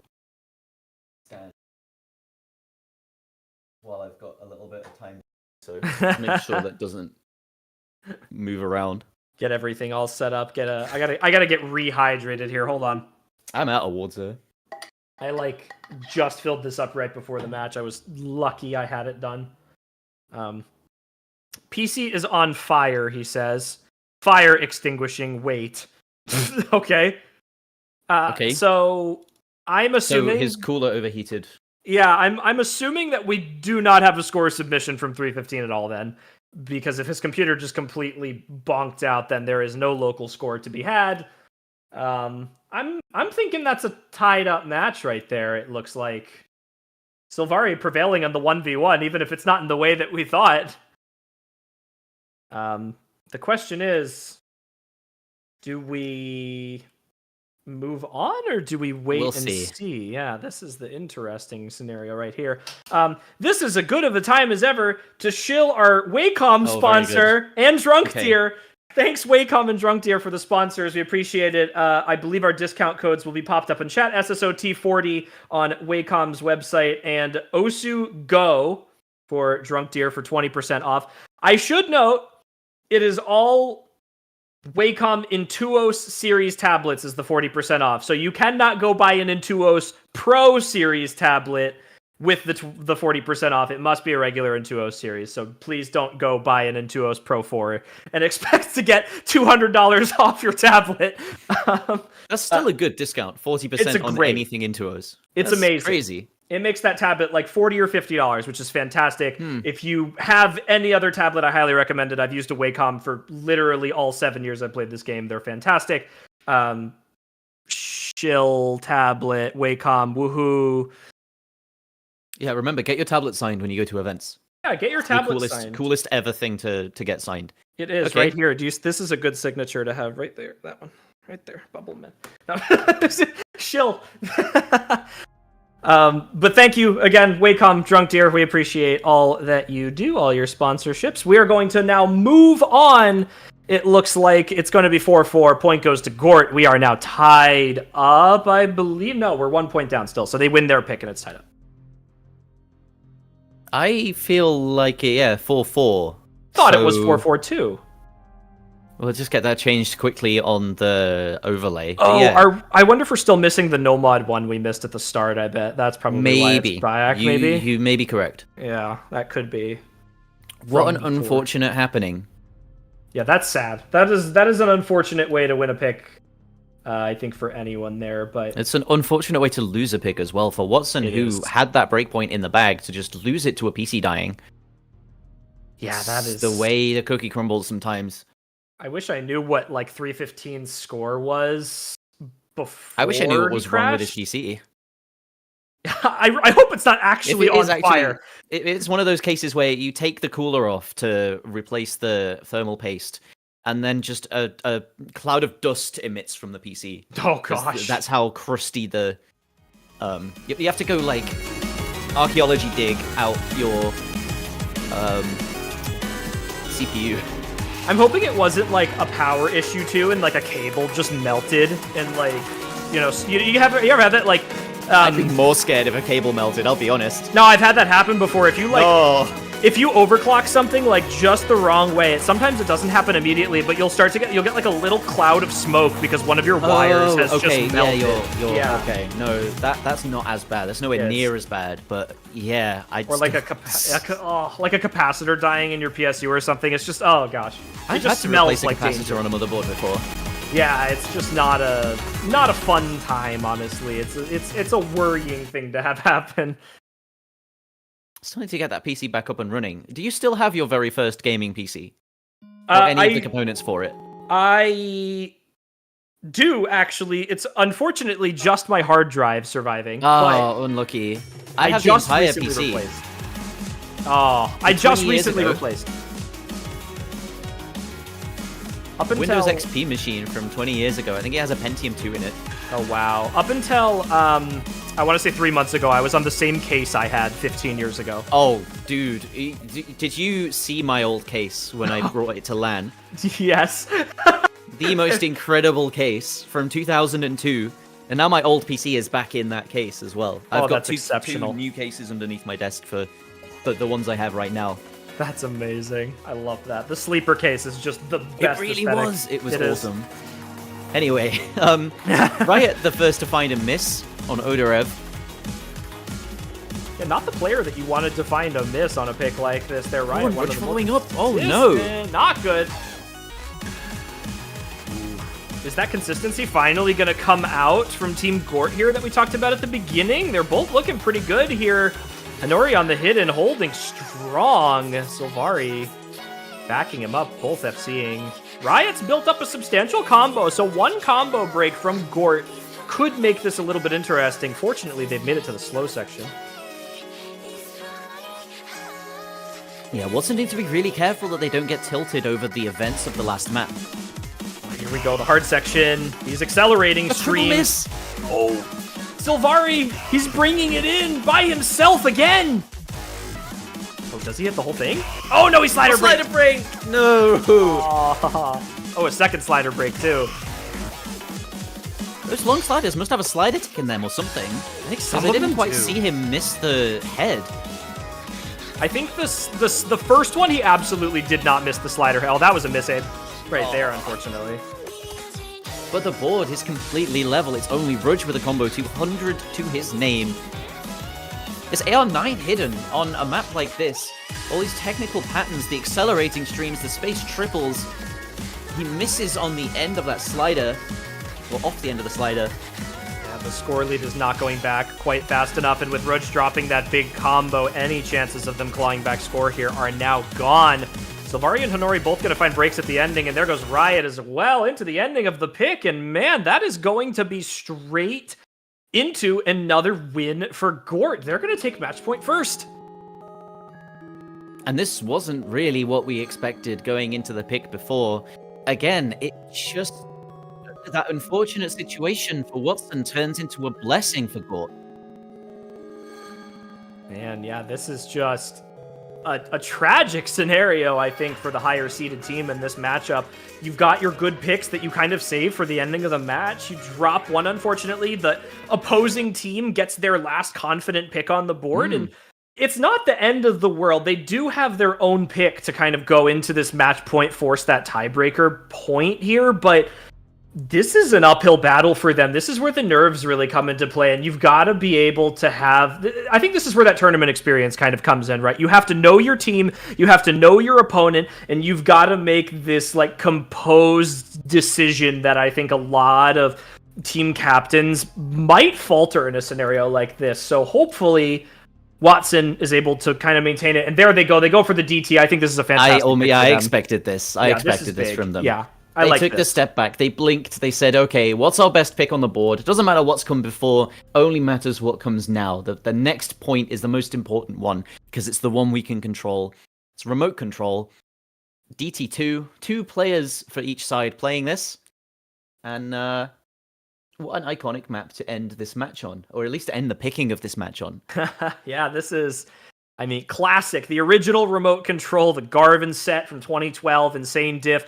This is what DT is all about right here. This is in its purest form. This is triples into back and forth jumps, right? This Watch those triples at the start, though. That's possibly where all of the accuracy is going to go. You can drop chain misses on these so easily, even though they are OD 10.4. You can really lose a lot of accuracy, lose a lot of combo by faltering on the finger control at the start.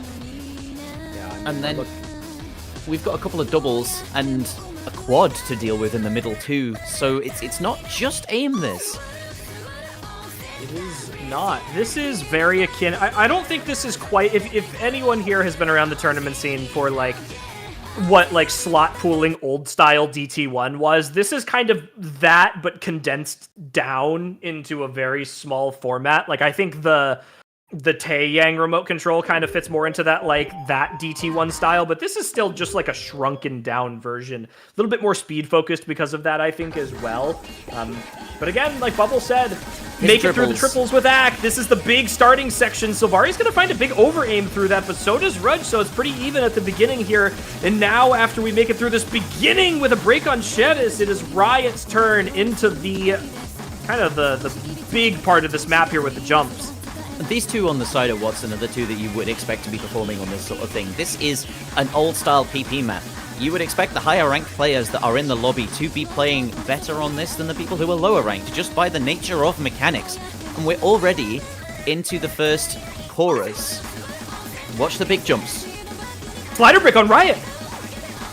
Oh, but a double break for Gort. That's going to give Rudge the opportunity to go right into this next section confidently. Nobody contesting his combo.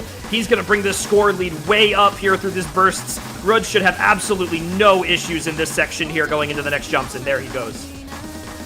Yeah, he brings his finger control back from the intro. Just a small slip up for him. Moving into the second chorus, we're going to be watching these big jumps again. It's all on him to keep this combo going. Sedis has already missed, and everyone hits that section, actually. Moving into the final set of jumps.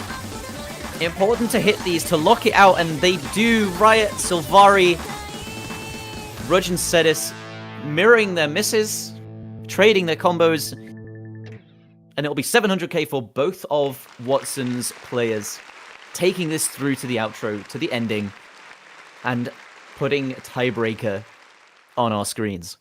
A beautiful display of mechanics from the higher seeded team here. Riot and Rudge showing off their stuff. 700k, very respectable in match scores for those two players. Silvari and Shedis, kind of the same thing. Very similar scores between the two of them, unfortunately. Like you said, the better mechanics team, the higher seeded team, these are players you expect to do well on this sort of thing. They brought it home just like they needed to. And it's tiebreaker time. Oh, baby. Let's go. Astro walkthrough, Paroka, 7.9 stars, 225 BPM. From what we've seen, this is definitely a Watson-favored map.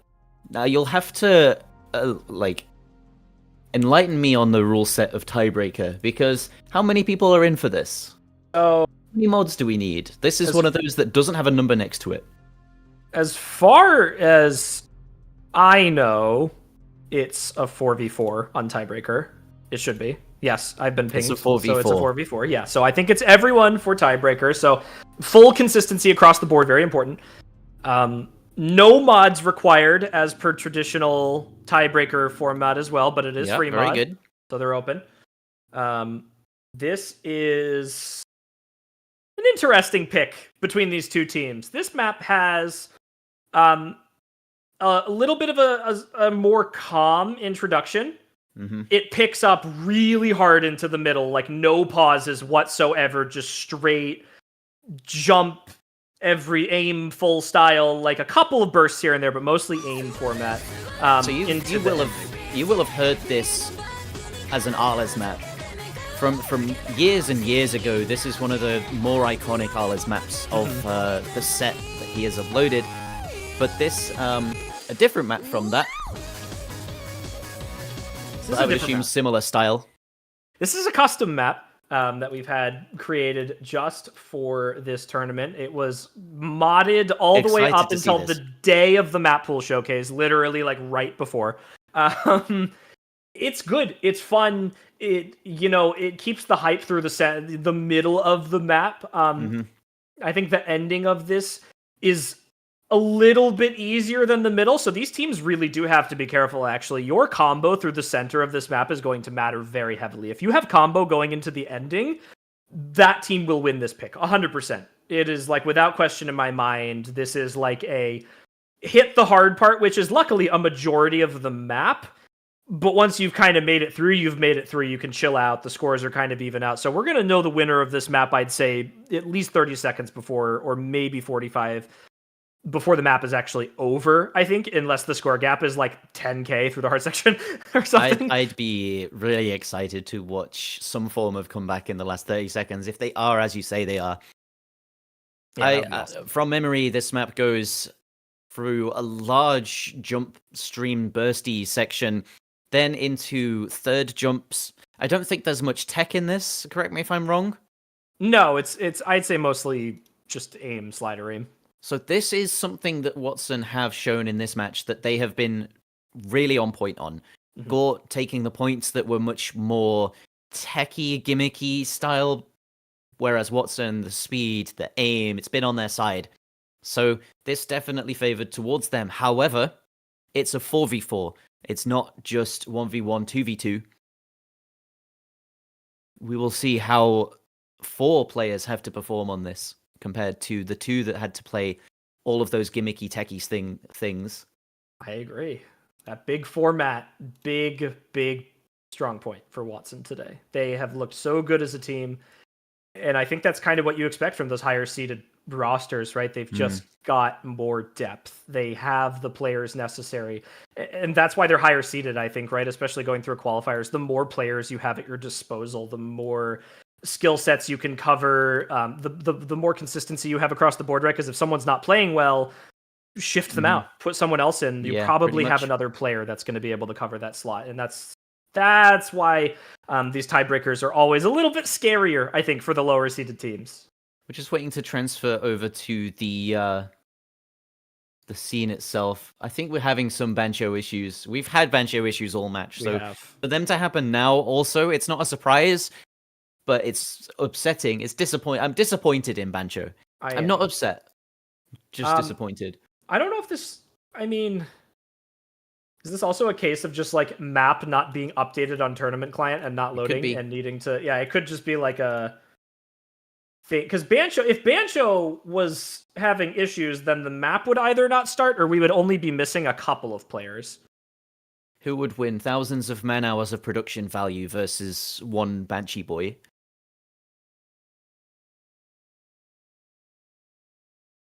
I'm going to like actively troubleshoot in chat. Give me a second. Enjoy. How are we doing today, chat? How's your weekend been so far? Mine has been okay. Hippo Cup, we played with bad webcam mics and it felt like I was young again. I've never felt so much youth in my life. In my adult life. Everyone is meowing for Gort.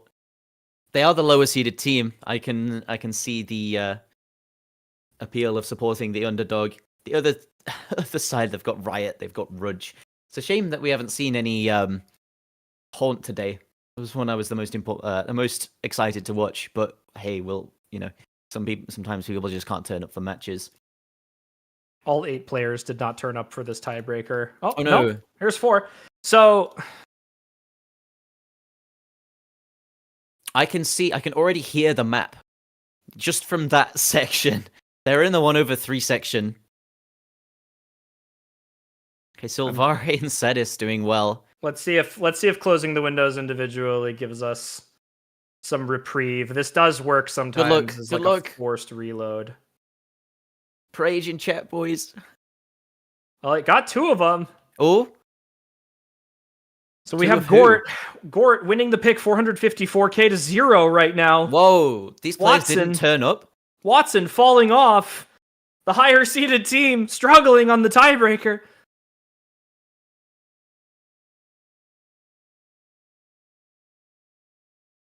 Okay, we've got... Oh, okay. It's slowly... It's 2 each time. If we continue force These are the last 2. Come on. I believe. Please. I believe. It's a tiebreaker. We've got 5 minutes to fix this. We have 5. I think, unfortunately, I think we've only got 1 minute. 3 minutes, 4 minutes. We do not in. have much of the map left. There is probably a couple seconds left here. Oh, yikes. Oh, I'm actually, like, more nervous for this now that I don't know who's winning. Okay. Oh? Did we make it to the ending? We've still got a bit of time left. People are loading. There's 3 on the side. This is the outro. Oh you my can God. hear the outro, the long sliders. Yeah, this is like one of the. There's one more section. This is it. No, There's this more is after the this. There's end. more after this. Yeah, this is the end. There's one more section. It's this. That's it. It's these sliders. And the winner at the end of the map on the MP link is Team Watson. They clear it. Team Watson. Oh my gosh, that is such a misleading score on the client there. Wow, that would be terrifying to see. It's just Riot that didn't load in, and Riot actually top scored with 430k. The rest of Watson getting around about 330. So almost 1v3ing, or almost 3v4ing without Riot's score. With Riot's score and without one of the other 3, it would have been a 3v4. Oh, yeah. So Riot, really just the icing on the cake there. The highest accuracy, dude, 97.59. What a big gap there. And even though he didn't have the highest combo on his team, just more consistent across the board. He looks really good today. And I'm glad he showed up on the tiebreaker. That's going to be a very, very good win for Watson. Congratulations to them. And they all actually outperformed the other team. Gort not getting above 330k, the closest being Sylvari at 316.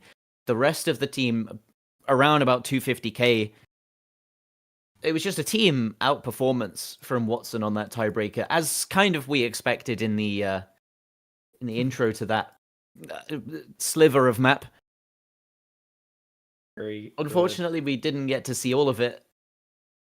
Most of it. Unfortunately, we didn't get to see it, I guess. Oh, gosh. What a shame. It turns out that one Banshee Boy does win against thousands of man-hours of designing and editing this tournament. Man, what a close matchup from losing. What a shame. From losing a breakpoint down at the end to a disconnection to a PC tiebreaker win. blowing up. Yeah, everything is just going wrong or right for these teams today. Yeah, they kept their nerve. They kept focus. They centered themselves again and pulled through 6-5 for Watson. And they move on to the next round of losers bracket. Unfortunately, Gort, this was a losers bracket match, are now out. Giving us a good show. And it was a good show. It was a great show. What? They had some very tough matchups. Unfortunately, first round having to go up against the second seeded team in the tournament. That's a rough uphill battle for them from the start here. 2 matchups where they were the lower seeded team. So they did very well for themselves today. And unfortunately, we will have to say goodbye to them. However, Watson, on a very happy note, will be advancing to the next round of the tournament as the 10th seed. They will be facing the loser of Sweden Sweep Incoming versus Empaths. That match will be taking place tomorrow at 16:30 UTC. So that will be decided tomorrow. I believe that's actually the last match of the day we have for Saturday. It's the one. Next one's 6 a.m. 6 UTC tomorrow. That will be casted by Dio and Takani, so come back for that. Will be, I think, our last losers bracket match. Yeah, I think I'm reading the sheet correctly. Yeah. Looks like it. Yeah, I think we're in the clear there. Perfect. So no, that'll be our first upper bracket match. Okay. It is. So that's right. That'll be I'm Korean 2 versus Washing Toa. So it is, we're going to get the bracket up on your screen right here. Yeah, so there's the rest of the upper bracket matches on your screen now. So all of those yet to be determined. The only losers bracket match we have left is True versus Jashin no Konrei. That's at 11 UTC tomorrow, so that'll be the second match of the day. The first match, 6 UTC, will be the I'm Korean 2 versus Washing Toa. Right there on the top of your screen. But that gives us a couple of hours. Quite a few hours, actually. A couple. couple. Gives us almost half a day. Don't go anywhere. We'll be right back. Yeah, I'm going to bed. You can't keep me awake till 6 a.m. Not happening. Yeah, that is an unfortunate timing for some people, but if you are Asia or North America, great match time for you. If you wake up early in the morning, if you're in Europe, then actually pretty decent match time for you too. I don't know, that's actually a pretty solid slot. Probably good enough for everyone, but we hope you enjoyed the matches we had today. Congratulations to our winners of this morning's matches, Stockfish, Watson, and Wait We're Goated. You will all be advancing to the next round of the losers bracket. The rest of our matches, once again, taking place starting at 6 UTC Sunday. We hope you've all enjoyed this match. I've enjoyed casting with my friend Bubble Man here. What a great match. Very fun. Very fun. That's going to do it for us for now. We will see you all again at 6 UTC, back with SSOT Winners Bracket. We'll see you then. Take care, guys.